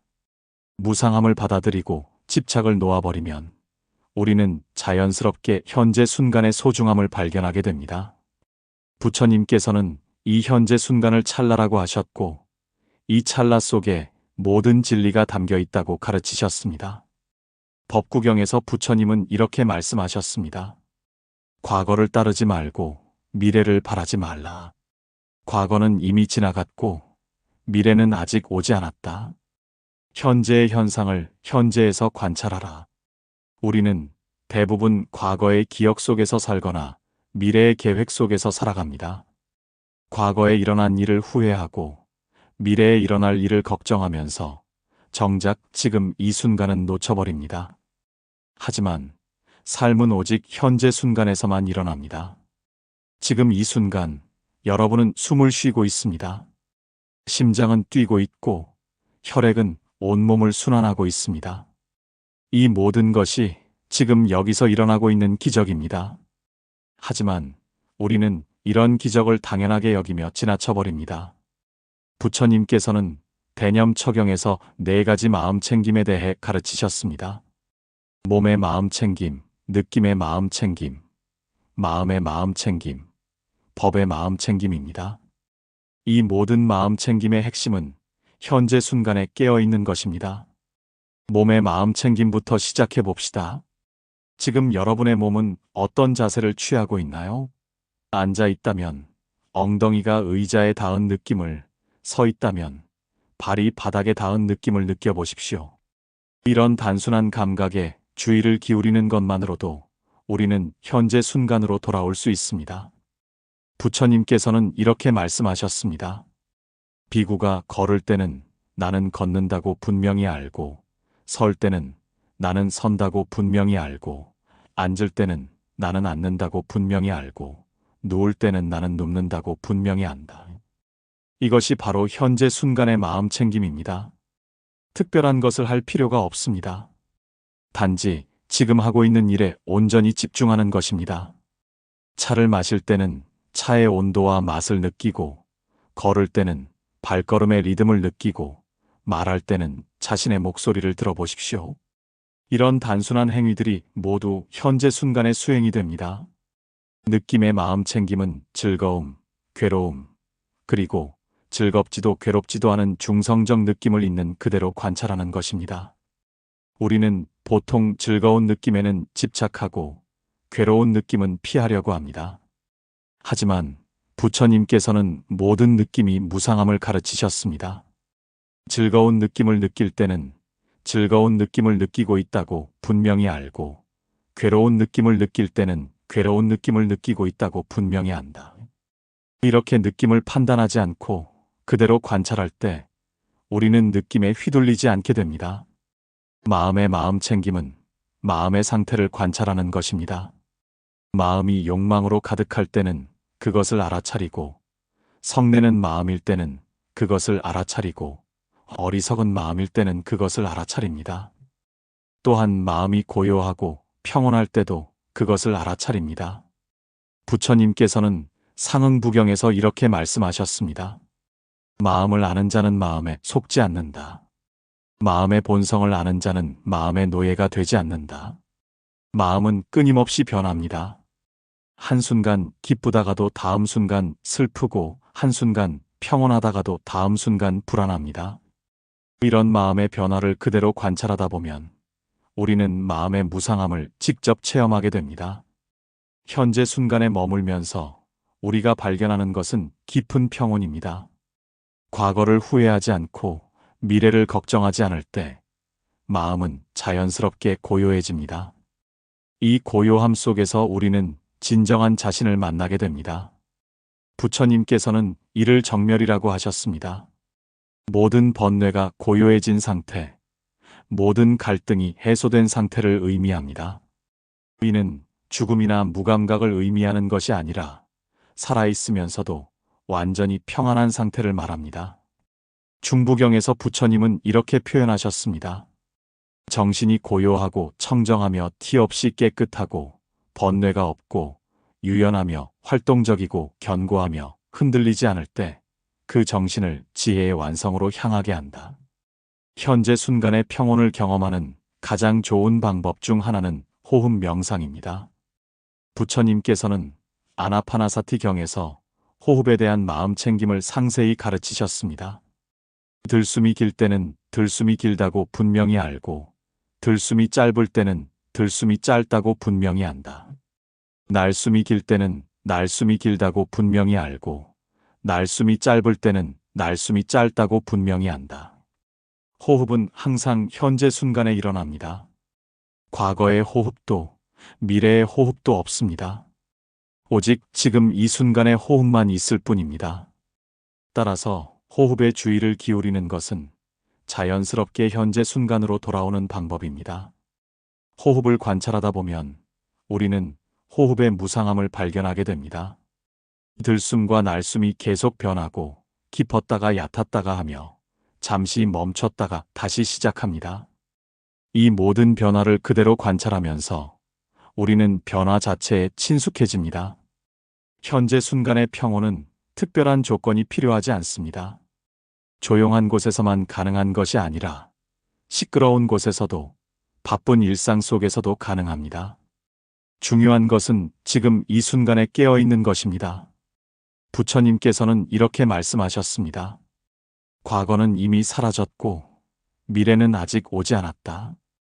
현재의 법을 현재에서 관찰하여 흔들리지 않고 동요하지 않는 자만이 지혜를 얻는다. 무상함을 받아들이고 현재 순간의 평온을 경험하면 우리 마음에는 자연스럽게 자비와 연민이 꽃피게 됩니다. 부처님께서는 지혜와 자비가 수레의 두 바퀴와 같아서 둘 다 있어야 깨달음의 길을 제대로 갈 수 있다고 가르치셨습니다. 법구경에서 부처님은 이렇게 말씀하셨습니다. 모든 존재는 행복하기를 원하고 괴로움을 피하고 싶어 한다. 자신을 사랑하는 마음으로 다른 존재를 해치지 말라. 무상함을 깨달으면서 우리는 중요한 사실을 발견하게 됩니다. 나만 무상함 속에서 살아가는 것이 아니라 모든 존재가 똑같이 무상함 속에서 살아간다는 것입니다. 모든 사람이 나처럼 늙고 병들고 죽음을 맞이해야 합니다. 모든 사람이 나처럼 사랑하는 이와 헤어지는 아픔을 겪어야 합니다.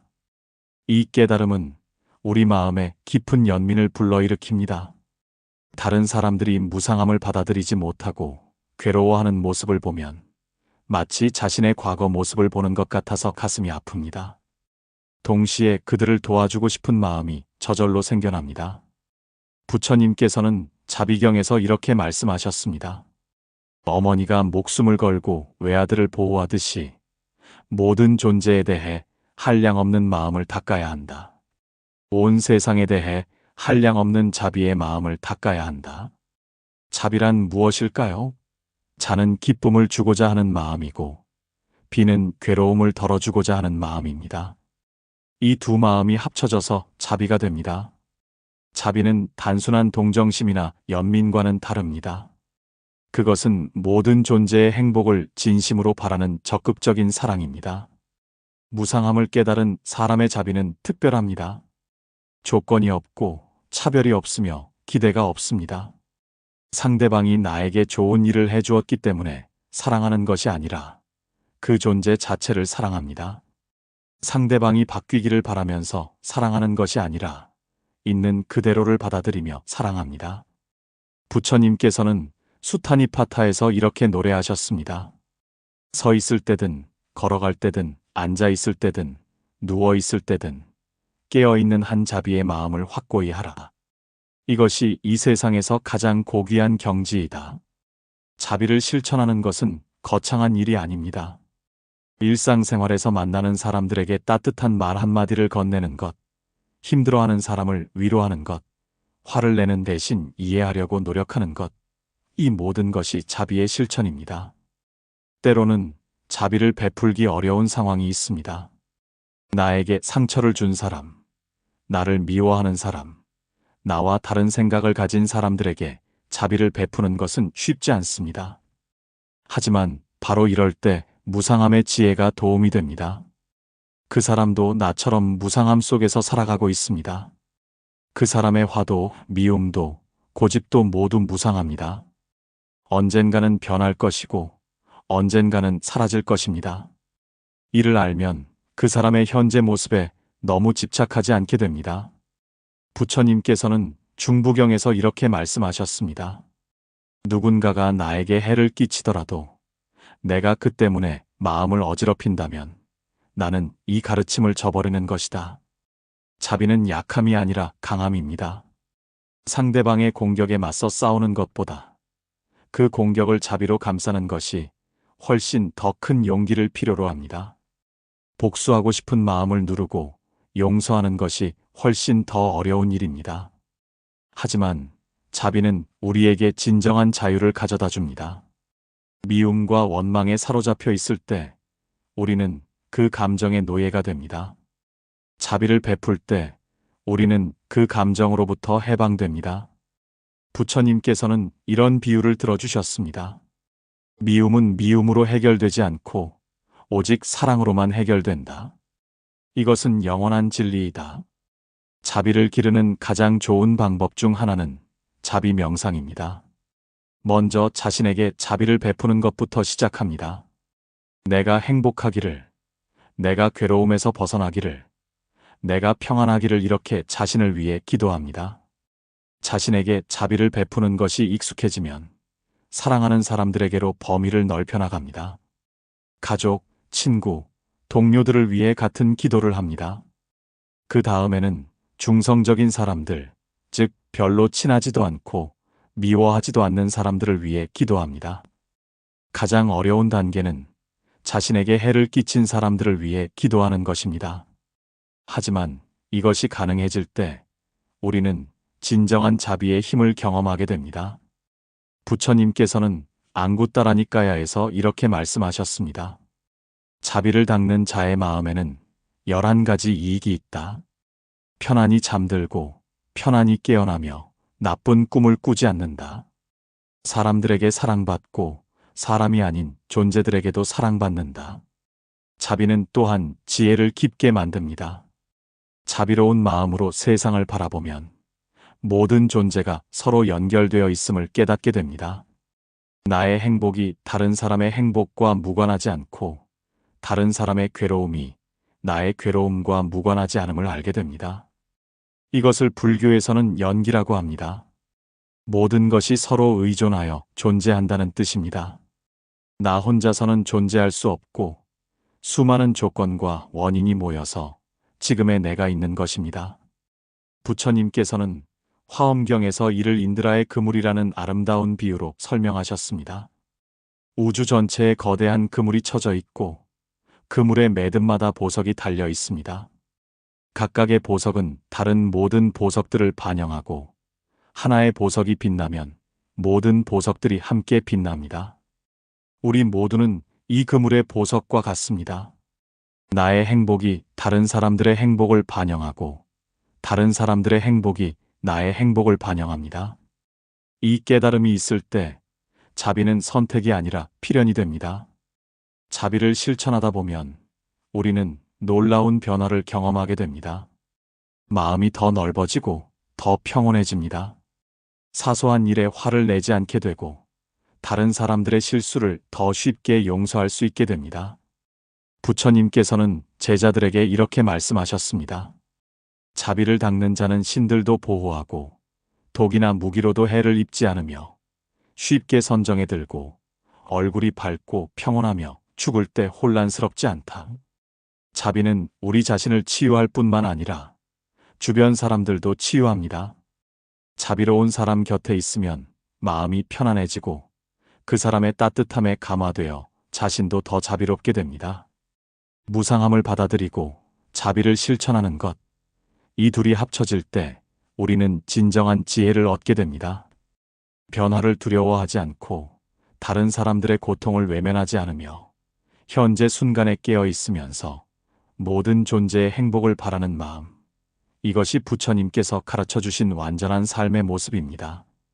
지금까지 우리는 무상함의 진리와 그것이 가져다주는 평온에 대해 살펴보았습니다. 하지만 아무리 깊은 깨달음이라도 일상생활에서 실천되지 않으면 그저 관념에 불과합니다. 부처님께서는 항상 실천을 강조하셨습니다. 법구경에서 부처님은 이렇게 말씀하셨습니다. 1000번의 빈말보다 마음을 평온하게 하는 한마디가 낫다. 1000편의 빈 시보다 마음을 평온하게 하는 한 구절이 낫다. 무상함을 일상에서 실천한다는 것은 특별한 무언가를 하는 것이 아닙니다.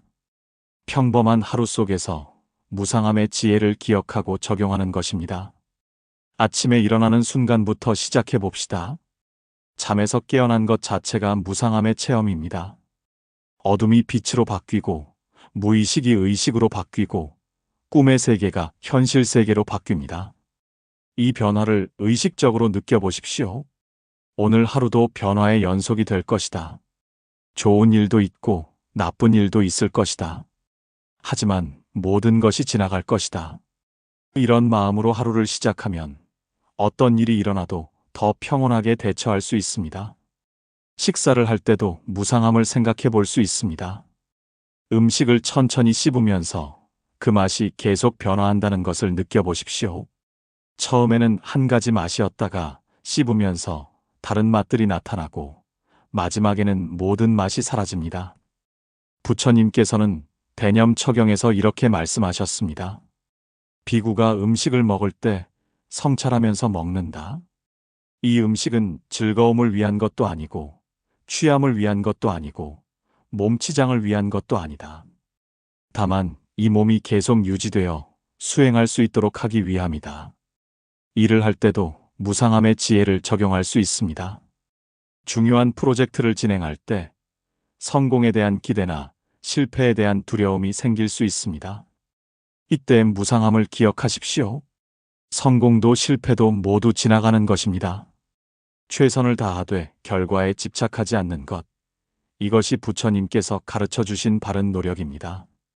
바가바드 기타에서도 비슷한 가르침을 찾을 수 있습니다. 너는 행동할 권리가 있지만 그 결과에 대해서는 권리가 없다. 사람들과의 관계에서도 무상함의 지혜가 큰 도움이 됩니다. 가족, 친구, 동료들과 갈등이 생겼을 때 그 갈등이 영원하지 않음을 기억하십시오. 사람의 마음도 계속 변합니다. 오늘 화를 내던 사람도 내일은 웃을 수 있고 오늘 미워하던 사람도 내일은 사랑할 수 있습니다. 부처님께서는 안구따라니까야에서 이렇게 말씀하셨습니다. 원수도 친구가 될 수 있고 친구도 원수가 될 수 있다. 세상의 모든 관계는 무상하다. 따라서 어떤 관계든 집착하지 말라. 이 말씀이 관계를 소홀히 하라는 뜻은 아닙니다. 오히려 관계의 무상함을 알기 때문에 더욱 소중히 여기고 더욱 감사하게 여기라는 뜻입니다. 언젠가는 헤어질 것을 알기 때문에 지금 이 순간의 만남을 더욱 깊이 음미할 수 있습니다. 건강에 대해서도 무상함의 지혜가 필요합니다. 젊을 때는 건강을 당연하게 여기지만 나이가 들면서 몸의 변화를 경험하게 됩니다. 이때 무상함을 받아들이는 것이 중요합니다. 몸이 아프거나 불편할 때 그것을 거부하거나 화내지 마십시오. 몸도 무상합니다. 아픈 것도 지나가고 건강한 것도 지나갑니다. 다만 현재 상태를 있는 그대로 받아들이고 할 수 있는 최선을 다하는 것입니다. 부처님께서는 자신도 늙고 병들어가는 몸을 가지고 계셨습니다. 장하함경에서 부처님은 이렇게 말씀하셨습니다. 이 몸은 낡은 수레와 같다. 조심스럽게 다루어야 겨우 움직일 수 있다. 돈과 물질에 대해서도 무상함의 관점이 필요합니다. 경제적으로 어려울 때는 괴롭고 풍족할 때는 기쁘지만 둘 다 무상합니다. 가난도 지나가고 부유함도 지나갑니다. 중요한 것은 현재 가진 것에 감사하고 없는 것에 대해 과도하게 걱정하지 않는 것입니다. 부처님께서는 증이라 함경에서 이렇게 말씀하셨습니다. 만족할 줄 아는 자는 가난해도 부유하고 만족할 줄 모르는 자는 부유해도 가난하다. 계절의 변화도 무상함의 좋은 스승입니다.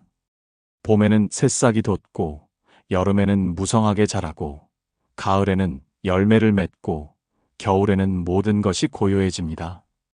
이 순환을 지켜보면서 우리는 자연의 지혜를 배울 수 있습니다.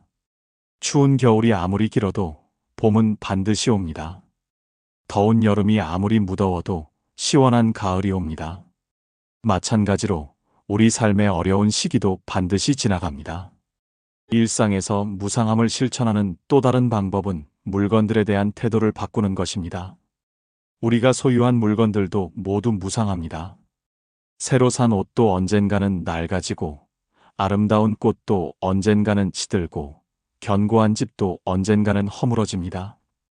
이를 알면 물건에 과도하게 집착하지 않게 됩니다. 물건이 망가지거나 잃어버려도 크게 화내지 않게 됩니다. 물건은 그저 잠시 우리가 사용하는 것일 뿐입니다. 부처님께서는 비나야에서 승려들에게 이렇게 가르치셨습니다. 이 세 가지 가사는 너의 것이 아니다. 잠시 맡겨진 것일 뿐이다. 집착하지 말고 아낄 줄 알되 매달리지는 말라. 감정에 대해서도 무상함의 지혜가 필요합니다. 기쁨도 슬픔도 모두 지나갑니다. 기쁠 때는 그 기쁨을 충분히 느끼되 그것이 영원하지 않음을 알고 슬플 때는 그 슬픔을 억누르지 않되 그것도 지나갈 것임을 아는 것입니다. 감정을 물의 흐름에 비유할 수 있습니다. 물이 돌을 만나면 잠시 소용돌이치지만 곧 다시 자연스럽게 흘러갑니다. 감정도 마찬가지입니다. 어떤 자극을 받으면 잠시 격해지지만 시간이 지나면 다시 고요해집니다. 부처님께서는 상응부경에서 이렇게 말씀하셨습니다. 감정을 억누르지도 말고 감정에 휘둘리지도 말라. 감정을 있는 그대로 관찰하라. 그러면 감정의 무상함을 알게 될 것이다. 잠자리에 들 때도 무상함을 생각해 볼 수 있습니다. 하루가 저물고 밤이 오는 것도 무상함의 체험입니다. 오늘 하루 동안 경험한 모든 것들을 되돌아보며 그 모든 것이 지나가는 것임을 느껴보십시오. 내일 또 새로운 하루가 시작되겠지만 그 하루도 지나갈 것입니다. 이렇게 하루하루를 무상함의 지혜로 살아간다면 우리는 점점 더 평온하고 자유로운 삶을 살 수 있게 됩니다. 부처님께서는 장하함경에서 이렇게 말씀하셨습니다. 하루를 살더라도 무상함을 깨달으며 사는 것이 100년을 살더라도 무상함을 모르고 사는 것보다 낫다. 무상함을 일상에서 실천하는 것은 특별한 능력이 필요한 것이 아닙니다. 다만 깨어있는 마음, 열린 마음, 감사하는 마음만 있으면 됩니다. 이 마음들이 자연스럽게 우리를 무상함의 지혜로 인도해 줄 것입니다. 긴 여행을 마치며 우리는 다시 처음 자리로 돌아왔습니다. 무상함을 받아들일수록 평온해진다는 주제로 시작한 이 대화가 이제 끝을 향해 가고 있습니다. 하지만 이 끝 또한 무상합니다. 진정한 끝은 없고 다만 변화가 있을 뿐입니다. 부처님께서는 법구경에서 이렇게 말씀하셨습니다. 만법은 마음이 앞서가고 마음이 주인이며 마음으로 이루어진다. 청정한 마음으로 말하고 행동하면 행복이 그림자처럼 따라온다. 무상함을 받아들이는 것은 결국 마음의 문제입니다. 같은 상황이라도 마음이 어떤 상태에 있느냐에 따라 평온할 수도 괴로울 수도 있습니다. 무상함의 지혜는 우리 마음을 평온한 상태로 이끌어줍니다. 이 지혜를 통해 우리는 삶의 진정한 의미를 발견하게 됩니다. 영원한 것을 추구하느라 현재를 놓치지 않고 변하지 않는 것을 붙잡으려 하느라 지금 주어진 아름다움을 놓치지 않게 됩니다. 벚꽃이 아름다운 이유는 그것이 영원하기 때문이 아니라 짧은 시간 동안만 피어 있기 때문입니다. 우리의 삶도 마찬가지입니다. 한정된 시간이기 때문에 더욱 소중하고 변화하기 때문에 더욱 의미가 있습니다. 부처님께서는 디가니까야에서 이렇게 말씀하셨습니다. 모든 것은 무상하다. 부지런히 정진하라. 이 마지막 말씀 속에는 무상함에 대한 두려움이 아니라 무상함을 받아들이는 자의 힘찬 의지가 담겨 있습니다.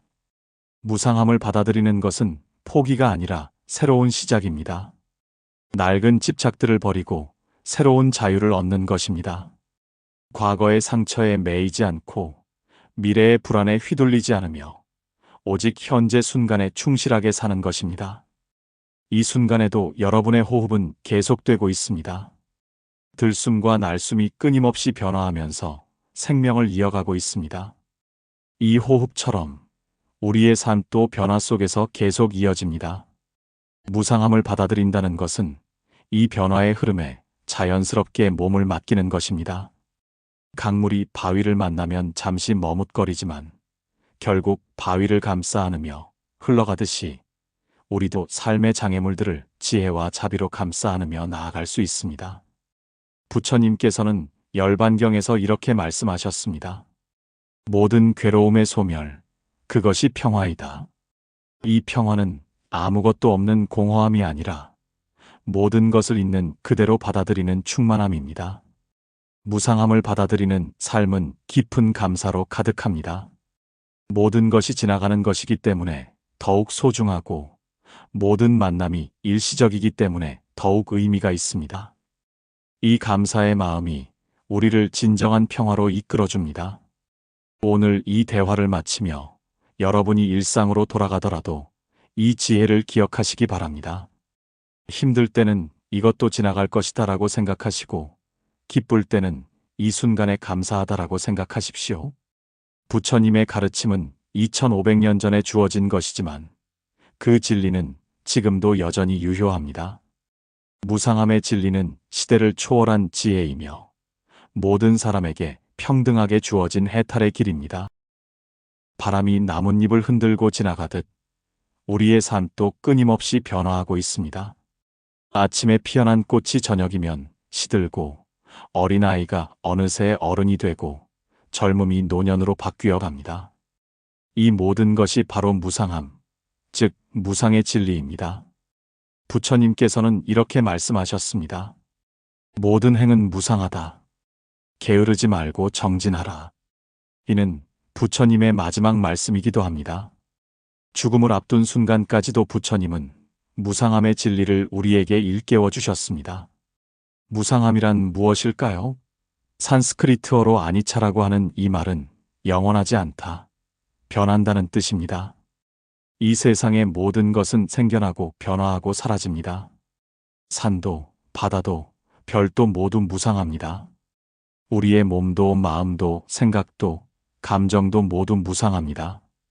처음 이 진리를 접할 때 많은 사람들이 두려움을 느낍니다. 내가 사랑하는 사람들도 언젠가는 떠날 것이고 내가 이루어 놓은 것들도 언젠가는 사라질 것이라는 생각에 마음이 무겁게 가라앉습니다. 하지만 부처님께서는 이 무상함을 두려워할 것이 아니라 오히려 받아들임으로써 진정한 평화를 찾을 수 있다고 가르치셨습니다. 법구경에서 부처님은 이렇게 말씀하셨습니다. 모든 형성된 것들은 무상하다. 이것을 지혜로 써보는 자는 괴로움을 싫어한다. 이것이 청정의 길이다. 무상함을 받아들인다는 것은 포기하거나 체념하는 것이 아닙니다. 오히려 현실을 있는 그대로 보는 것입니다. 마치 강물이 끊임없이 흐르는 것을 자연스럽게 여기듯이 모든 것의 변화를 자연스럽게 받아들이는 것입니다. 아침 이슬이 해가 뜨면 사라지는 것을 보며 우리는 슬퍼하지 않습니다. 그것이 이슬의 본성이기 때문입니다. 마찬가지로 모든 것의 변화와 소멸을 그 자체의 본성으로 받아들일 때 우리는 더 이상 그것에 대해 괴로워하지 않게 됩니다. 부처님께서는 중화함경에서 이렇게 설명하셨습니다. 비구들아, 무상한 것이 괴로움인가, 즐거움인가? 제자들이 괴로움입니다 라고 답하자 부처님은 그렇다. 무상하고 괴로우며 변화하는 것을 두고 이것이 나의 것이다. 이것이 나다. 이것이 나의 아뜨만이다 라고 하는 것이 옳겠는가? 라고 물으셨습니다. 우리가 무언가를 나의 것이라고 생각하고 집착할 때 그것이 변하거나 사라지면 고통스럽습니다. 하지만 처음부터 모든 것이 무상함을 이해하고 받아들인다면 우리는 그 변화에 더 이상 휘둘리지 않게 됩니다. 봄꽃이 피는 것을 보며 기뻐하되 그 꽃이 질 때를 두려워하지 않는 것처럼 좋은 일이 생겼을 때 감사하되 그것이 영원하지 않음을 알고 집착하지 않는 것처럼 우리는 삶의 모든 순간을 있는 그대로 받아들일 수 있습니다. 무상함을 받아들이는 것은 하루아침에 이루어지는 것이 아닙니다. 오랜 시간에 걸쳐 마음을 다스리고 지혜를 기르는 과정입니다. 부처님께서도 6년의 고행과 깊은 수행을 통해 이 진리를 체득하셨습니다. 때로는 사랑하는 사람과의 이별이, 때로는 건강의 상실이, 때로는 꿈의 좌절이 우리에게 무상함의 진리를 가르쳐 줍니다. 그 순간의 아픔과 슬픔을 억지로 없애려 하지 마십시오. 다만 그 감정 또한 무상함을 기억하십시오. 슬픔도 지나가고 기쁨도 지나갑니다. 부처님의 제자 아난다가 부처님의 인멸을 앞두고 슬퍼하자 부처님께서는 이렇게 위로하셨습니다. 아난다야, 슬퍼하지 말라. 사랑하는 것과 헤어지는 것이 사물의 본성이 아니냐? 태어나고 형성되고 만들어진 것이 무너지지 않을 수 있겠느냐? 이 말씀 속에서 우리는 부처님의 깊은 자비와 지혜를 느낄 수 있습니다. 무상함을 받아들이는 것은 냉정하거나 무감각해지는 것이 아니라 오히려 더 깊은 사랑과 연민을 갖게 되는 것입니다. 무상함을 이해하기 시작하면 자연스럽게 집착이라는 것이 얼마나 허상인지 깨닫게 됩니다. 부처님께서는 모든 고통의 근원이 바로 이 집착, 즉 가래에 있다고 가르치셨습니다. 법구경에서 부처님은 이렇게 말씀하셨습니다. 이 세상에서 우리가 사랑하는 것은 변하고 달라진다. 모든 만남은 헤어짐이고 모든 생명은 죽음이다. 이를 아는 자는 슬퍼하지 않는다. 집착이란 무엇일까요? 그것은 변화하는 것을 변하지 않는 것처럼 붙잡으려는 헛된 노력입니다. 마치 손으로 물을 움켜쥐려고 하는 것과 같습니다. 쥐면 쥘수록 물은 손가락 사이로 새어나가고 결국 손에는 아무것도 남지 않습니다. 우리는 수많은 것들에 집착하며 살아갑니다. 돈에, 명예에, 사람에, 젊음에, 건강에, 심지어는 우리의 생각과 신념에까지 집착합니다. 하지만 부처님께서는 이 모든 것이 궁극적으로는 우리 것이 아니라고 가르치셨습니다. 상응부경에서 부처님은 5가지 집착의 무더기에 대해 설명하셨습니다. 형태, 느낌, 인식, 의지적 형성, 의식 이 5가지를 오온이라고 하는데 우리가 나라고 생각하는 것이 실상은 이 5가지 무더기의 일시적 조합일 뿐이라고 하셨습니다. 비구들아, 형태는 거품과 같고 느낌은 물거품과 같고 인식은 신기루와 같고 의지적 형성은 파초와 같고 의식은 마술과 같다. 부처님의 이 말씀은 우리가 집착하는 모든 것의 허상성을 강조합니다. 그렇다면 우리는 어떻게 집착을 놓아버릴 수 있을까요? 먼저 집착의 실체를 명확히 보는 것부터 시작해야 합니다. 어떤 사람이 아름다운 정원을 가지고 있다고 해봅시다. 그는 그 정원을 가꾸고 사랑하며 자신의 것이라고 생각합니다. 하지만 계절이 바뀌면 꽃은 지고 잎은 떨어집니다. 그가 아무리 노력해도 자연의 변화를 막을 수는 없습니다. 정원이 아름다울 때는 기뻐하고 시들 때는 슬퍼하며 그는 감정의 굴레에 매이게 됩니다. 하지만 정원을 가꾸되 그것이 자신의 소유가 아니라 잠시 맡겨진 것임을 안다면 어떨까요? 정원이 아름다울 때 감사하고 시들 때도 그것을 자연스럽게 받아들일 수 있을 것입니다. 이것이 바로 집착을 놓아버리는 첫 단계입니다. 부처님께서는 중부경에서 이렇게 말씀하셨습니다. 만약 그대가 나를 사랑한다면 나에게 집착하지 말라. 모든 존재는 변화의 법칙에 따라 태어나고 늙고 죽는다. 이것을 피할 수 있는 자는 없다. 집착을 놓아버린다는 것은 사랑하지 않는다는 뜻이 아닙니다. 오히려 더 순수하고 깊은 사랑이 가능해집니다. 소유욕이 없는 사랑, 조건이 없는 사랑, 상대방의 행복을 진정으로 바라는 사랑이 가능해집니다. 마치 새가 하늘을 나는 것처럼, 바람이 자유롭게 부는 것처럼 우리도 집착의 사슬에서 벗어나 자유로워질 수 있습니다. 이때 우리는 더 이상 잃을 것을 두려워하지 않게 됩니다. 왜냐하면 애초에 잃을 것이 없음을 알기 때문입니다. 부처님께서는 이런 비유를 들어주셨습니다. 원숭이가 나뭇가지를 붙잡고 있다가 다른 가지로 옮겨가려면 먼저 붙잡고 있던 가지를 놓아야 한다. 마찬가지로 사람도 새로운 것을 얻으려면 먼저 기존의 것을 놓아야 한다. 하지만 집착을 놓아버리는 것은 쉽지 않습니다. 우리는 오랜 세월 동안 무언가를 소유하고 붙잡는 것이 안전하다고 믿어왔습니다. 놓아버리는 것은 두려움을 불러일으킵니다. 이때 중요한 것은 점진적으로 실천하는 것입니다. 먼저 작은 것들부터 놓아보십시오. 옷에 대한 집착, 음식에 대한 집착, 편안함에 대한 집착을 조금씩 줄여나가는 것입니다. 부처님께서는 증이라 함경에서 이렇게 말씀하셨습니다. 적은 것으로 만족하는 자는 누워서도 편안하고 앉아서도 편안하고 행하여도 편안하다.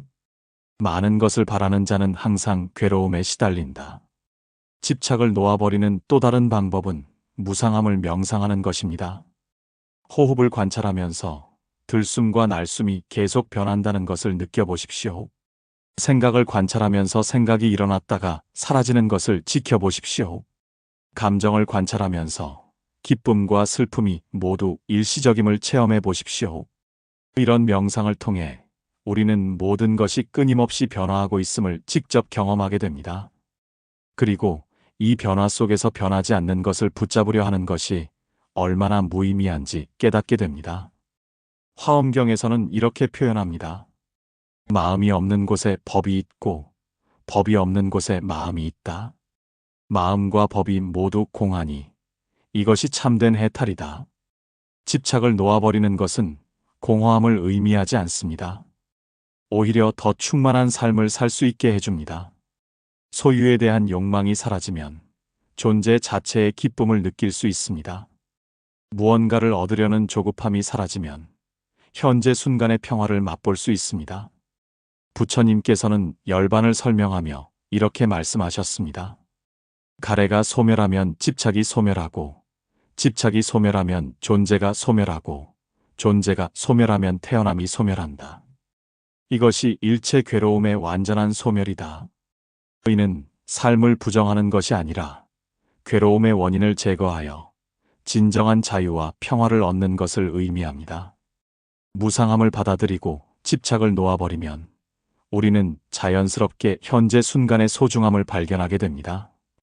부처님께서는 이 현재 순간을 찰나라고 하셨고, 이 찰나 속에 모든 진리가 담겨 있다고 가르치셨습니다. 법구경에서 부처님은 이렇게 말씀하셨습니다. 과거를 따르지 말고 미래를 바라지 말라. 과거는 이미 지나갔고 미래는 아직 오지 않았다. 현재의 현상을 현재에서 관찰하라. 우리는 대부분 과거의 기억 속에서 살거나 미래의 계획 속에서 살아갑니다. 과거에 일어난 일을 후회하고 미래에 일어날 일을 걱정하면서 정작 지금 이 순간은 놓쳐버립니다. 하지만 삶은 오직 현재 순간에서만 일어납니다. 지금 이 순간 여러분은 숨을 쉬고 있습니다. 심장은 뛰고 있고 혈액은 온몸을 순환하고 있습니다. 이 모든 것이 지금 여기서 일어나고 있는 기적입니다. 하지만 우리는 이런 기적을 당연하게 여기며 지나쳐버립니다. 부처님께서는 대념처경에서 4가지 마음챙김에 대해 가르치셨습니다. 몸의 마음챙김, 느낌의 마음챙김, 마음의 마음챙김, 법의 마음챙김입니다. 이 모든 마음챙김의 핵심은 현재 순간에 깨어있는 것입니다. 몸의 마음챙김부터 시작해 봅시다. 지금 여러분의 몸은 어떤 자세를 취하고 있나요? 앉아 있다면 엉덩이가 의자에 닿은 느낌을, 서 있다면 발이 바닥에 닿은 느낌을 느껴보십시오.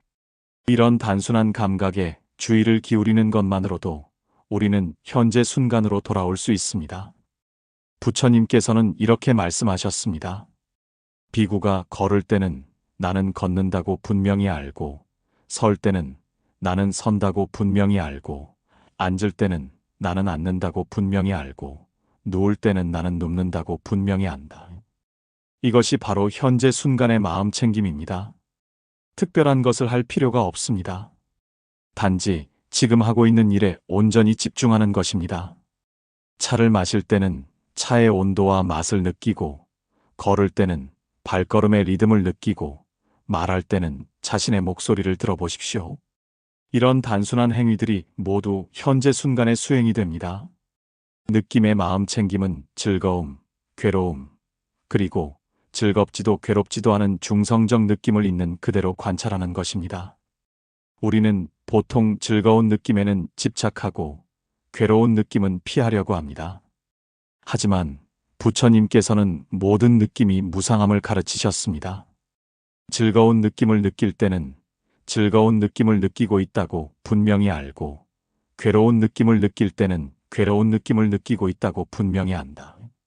이렇게 느낌을 판단하지 않고 그대로 관찰할 때 우리는 느낌에 휘둘리지 않게 됩니다.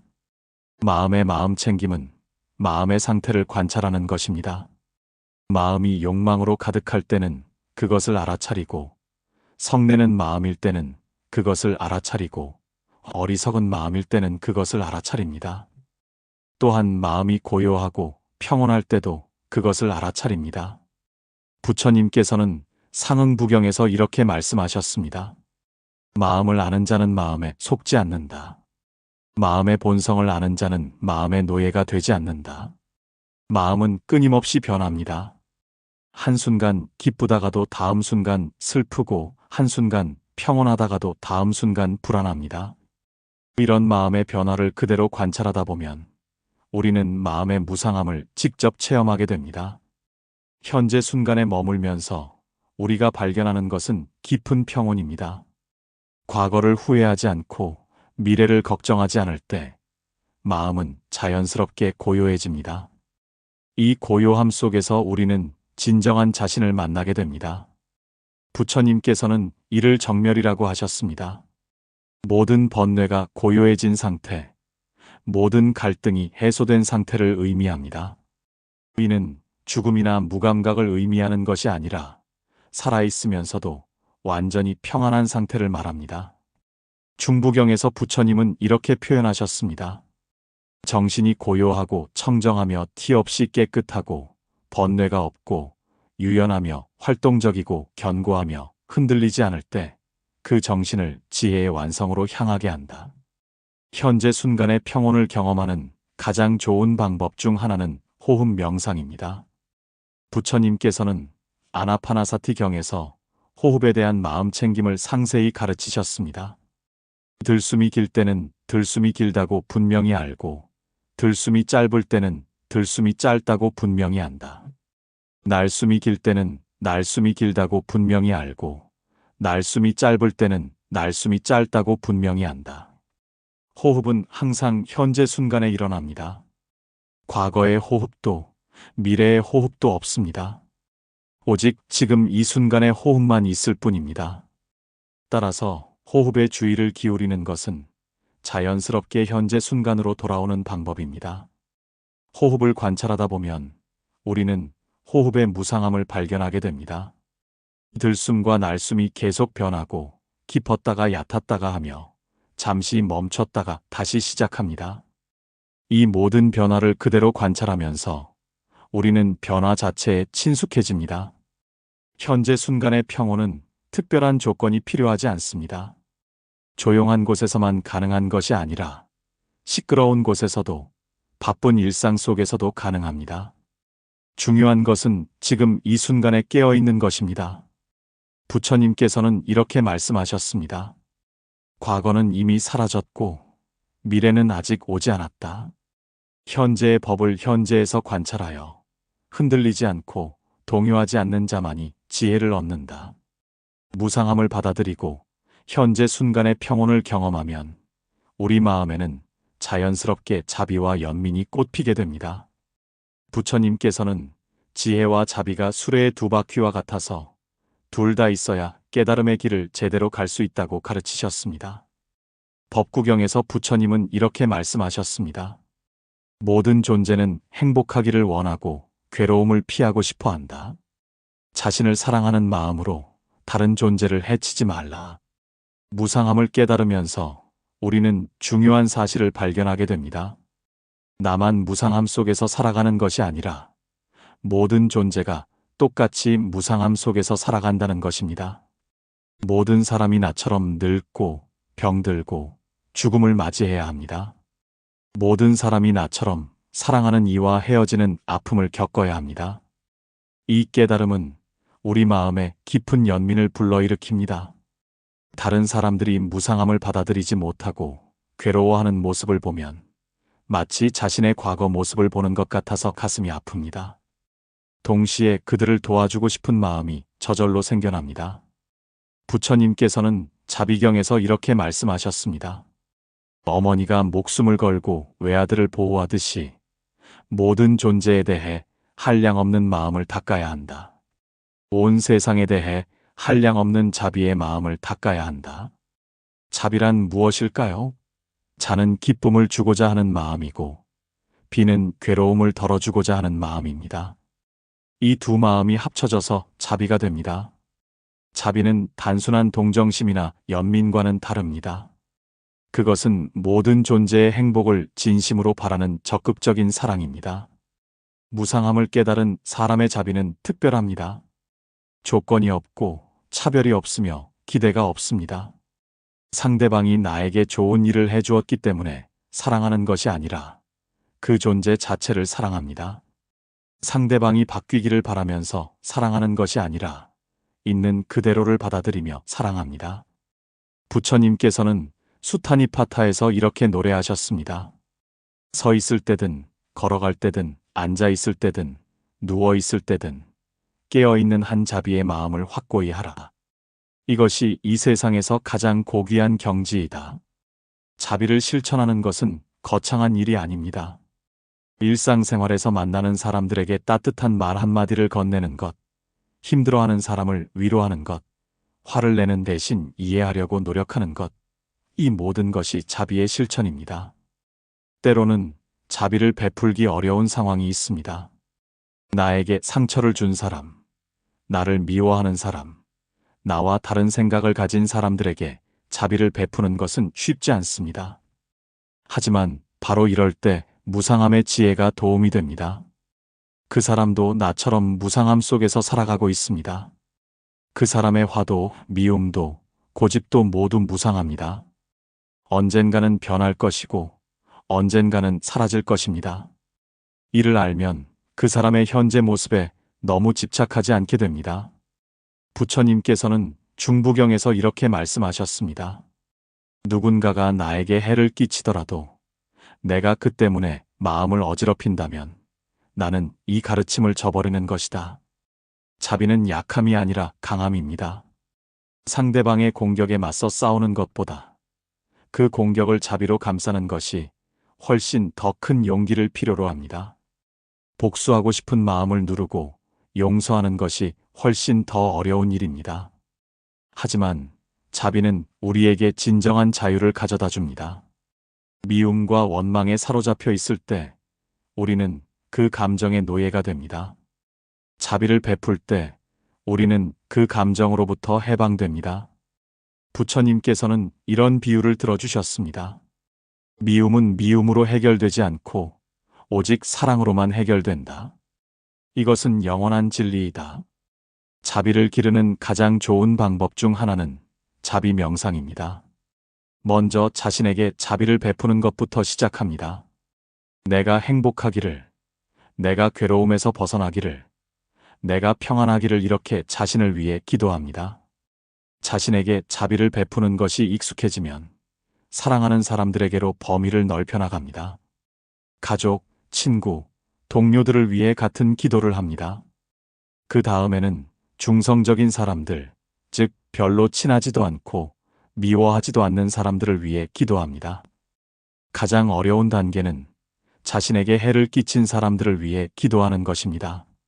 하지만 이것이 가능해질 때 우리는 진정한 자비의 힘을 경험하게 됩니다. 부처님께서는 앙구따라니까야에서 이렇게 말씀하셨습니다. 자비를 닦는 자의 마음에는 11가지 이익이 있다. 편안히 잠들고 편안히 깨어나며 나쁜 꿈을 꾸지 않는다. 사람들에게 사랑받고 사람이 아닌 존재들에게도 사랑받는다. 자비는 또한 지혜를 깊게 만듭니다. 자비로운 마음으로 세상을 바라보면 모든 존재가 서로 연결되어 있음을 깨닫게 됩니다. 나의 행복이 다른 사람의 행복과 무관하지 않고 다른 사람의 괴로움이 나의 괴로움과 무관하지 않음을 알게 됩니다. 이것을 불교에서는 연기라고 합니다. 모든 것이 서로 의존하여 존재한다는 뜻입니다. 나 혼자서는 존재할 수 없고 수많은 조건과 원인이 모여서 지금의 내가 있는 것입니다. 부처님께서는 화엄경에서 이를 인드라의 그물이라는 아름다운 비유로 설명하셨습니다. 우주 전체에 거대한 그물이 쳐져 있고 그물의 매듭마다 보석이 달려 있습니다. 각각의 보석은 다른 모든 보석들을 반영하고 하나의 보석이 빛나면 모든 보석들이 함께 빛납니다. 우리 모두는 이 그물의 보석과 같습니다. 나의 행복이 다른 사람들의 행복을 반영하고 다른 사람들의 행복이 나의 행복을 반영합니다. 이 깨달음이 있을 때 자비는 선택이 아니라 필연이 됩니다. 자비를 실천하다 보면 우리는 놀라운 변화를 경험하게 됩니다. 마음이 더 넓어지고 더 평온해집니다. 사소한 일에 화를 내지 않게 되고 다른 사람들의 실수를 더 쉽게 용서할 수 있게 됩니다. 부처님께서는 제자들에게 이렇게 말씀하셨습니다. 자비를 닦는 자는 신들도 보호하고 독이나 무기로도 해를 입지 않으며 쉽게 선정에 들고 얼굴이 밝고 평온하며 죽을 때 혼란스럽지 않다. 자비는 우리 자신을 치유할 뿐만 아니라 주변 사람들도 치유합니다. 자비로운 사람 곁에 있으면 마음이 편안해지고 그 사람의 따뜻함에 감화되어 자신도 더 자비롭게 됩니다. 무상함을 받아들이고 자비를 실천하는 것, 이 둘이 합쳐질 때 우리는 진정한 지혜를 얻게 됩니다. 변화를 두려워하지 않고 다른 사람들의 고통을 외면하지 않으며 현재 순간에 깨어 있으면서 모든 존재의 행복을 바라는 마음, 이것이 부처님께서 가르쳐 주신 완전한 삶의 모습입니다. 지금까지 우리는 무상함의 진리와 그것이 가져다주는 평온에 대해 살펴보았습니다. 하지만 아무리 깊은 깨달음이라도 일상생활에서 실천되지 않으면 그저 관념에 불과합니다. 부처님께서는 항상 실천을 강조하셨습니다. 법구경에서 부처님은 이렇게 말씀하셨습니다. 1000번의 빈 말보다 마음을 평온하게 하는 한마디가 낫다. 1000편의 빈 시보다 마음을 평온하게 하는 한 구절이 낫다. 무상함을 일상에서 실천한다는 것은 특별한 무언가를 하는 것이 아닙니다. 평범한 하루 속에서 무상함의 지혜를 기억하고 적용하는 것입니다. 아침에 일어나는 순간부터 시작해 봅시다. 잠에서 깨어난 것 자체가 무상함의 체험입니다. 어둠이 빛으로 바뀌고 무의식이 의식으로 바뀌고 꿈의 세계가 현실 세계로 바뀝니다. 이 변화를 의식적으로 느껴보십시오. 오늘 하루도 변화의 연속이 될 것이다. 좋은 일도 있고 나쁜 일도 있을 것이다. 하지만 모든 것이 지나갈 것이다. 이런 마음으로 하루를 시작하면 어떤 일이 일어나도 더 평온하게 대처할 수 있습니다. 식사를 할 때도 무상함을 생각해 볼 수 있습니다. 음식을 천천히 씹으면서 그 맛이 계속 변화한다는 것을 느껴보십시오. 처음에는 한 가지 맛이었다가 씹으면서 다른 맛들이 나타나고 마지막에는 모든 맛이 사라집니다. 부처님께서는 대념처경에서 이렇게 말씀하셨습니다. 비구가 음식을 먹을 때 성찰하면서 먹는다. 이 음식은 즐거움을 위한 것도 아니고 취함을 위한 것도 아니고 몸치장을 위한 것도 아니다. 다만 이 몸이 계속 유지되어 수행할 수 있도록 하기 위함이다. 일을 할 때도 무상함의 지혜를 적용할 수 있습니다. 중요한 프로젝트를 진행할 때 성공에 대한 기대나 실패에 대한 두려움이 생길 수 있습니다. 이때 무상함을 기억하십시오. 성공도 실패도 모두 지나가는 것입니다. 최선을 다하되 결과에 집착하지 않는 것, 이것이 부처님께서 가르쳐 주신 바른 노력입니다. 바가바드 기타에서도 비슷한 가르침을 찾을 수 있습니다. 너는 행동할 권리가 있지만 그 결과에 대해서는 권리가 없다. 사람들과의 관계에서도 무상함의 지혜가 큰 도움이 됩니다. 가족, 친구, 동료들과 갈등이 생겼을 때 그 갈등이 영원하지 않음을 기억하십시오. 사람의 마음도 계속 변합니다. 오늘 화를 내던 사람도 내일은 웃을 수 있고 오늘 미워하던 사람도 내일은 사랑할 수 있습니다. 부처님께서는 앙구따라니까야에서 이렇게 말씀하셨습니다. 원수도 친구가 될 수 있고 친구도 원수가 될 수 있다. 세상의 모든 관계는 무상하다. 따라서 어떤 관계든 집착하지 말라. 이 말씀이 관계를 소홀히 하라는 뜻은 아닙니다. 오히려 관계의 무상함을 알기 때문에 더욱 소중히 여기고 더욱 감사하게 여기라는 뜻입니다. 언젠가는 헤어질 것을 알기 때문에 지금 이 순간의 만남을 더욱 깊이 음미할 수 있습니다. 건강에 대해서도 무상함의 지혜가 필요합니다. 젊을 때는 건강을 당연하게 여기지만 나이가 들면서 몸의 변화를 경험하게 됩니다. 이때 무상함을 받아들이는 것이 중요합니다. 몸이 아프거나 불편할 때 그것을 거부하거나 화내지 마십시오. 몸도 무상합니다. 아픈 것도 지나가고 건강한 것도 지나갑니다. 다만 현재 상태를 있는 그대로 받아들이고 할 수 있는 최선을 다하는 것입니다. 부처님께서는 자신도 늙고 병들어가는 몸을 가지고 계셨습니다.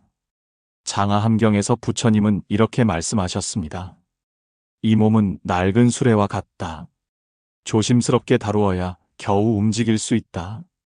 돈과 물질에 대해서도 무상함의 관점이 필요합니다. 경제적으로 어려울 때는 괴롭고 풍족할 때는 기쁘지만 둘 다 무상합니다. 가난도 지나가고 부유함도 지나갑니다.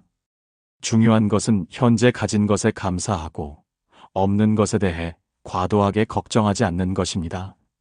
부처님께서는 증이라 함경에서 이렇게 말씀하셨습니다. 만족할 줄 아는 자는 가난해도 부유하고 만족할 줄 모르는 자는 부유해도 가난하다. 계절의 변화도 무상함의 좋은 스승입니다. 봄에는 새싹이 돋고 여름에는 무성하게 자라고 가을에는 열매를 맺고 겨울에는 모든 것이 고요해집니다. 이 순환을 지켜보면서 우리는 자연의 지혜를 배울 수 있습니다. 추운 겨울이 아무리 길어도 봄은 반드시 옵니다. 더운 여름이 아무리 무더워도 시원한 가을이 옵니다. 마찬가지로 우리 삶의 어려운 시기도 반드시 지나갑니다.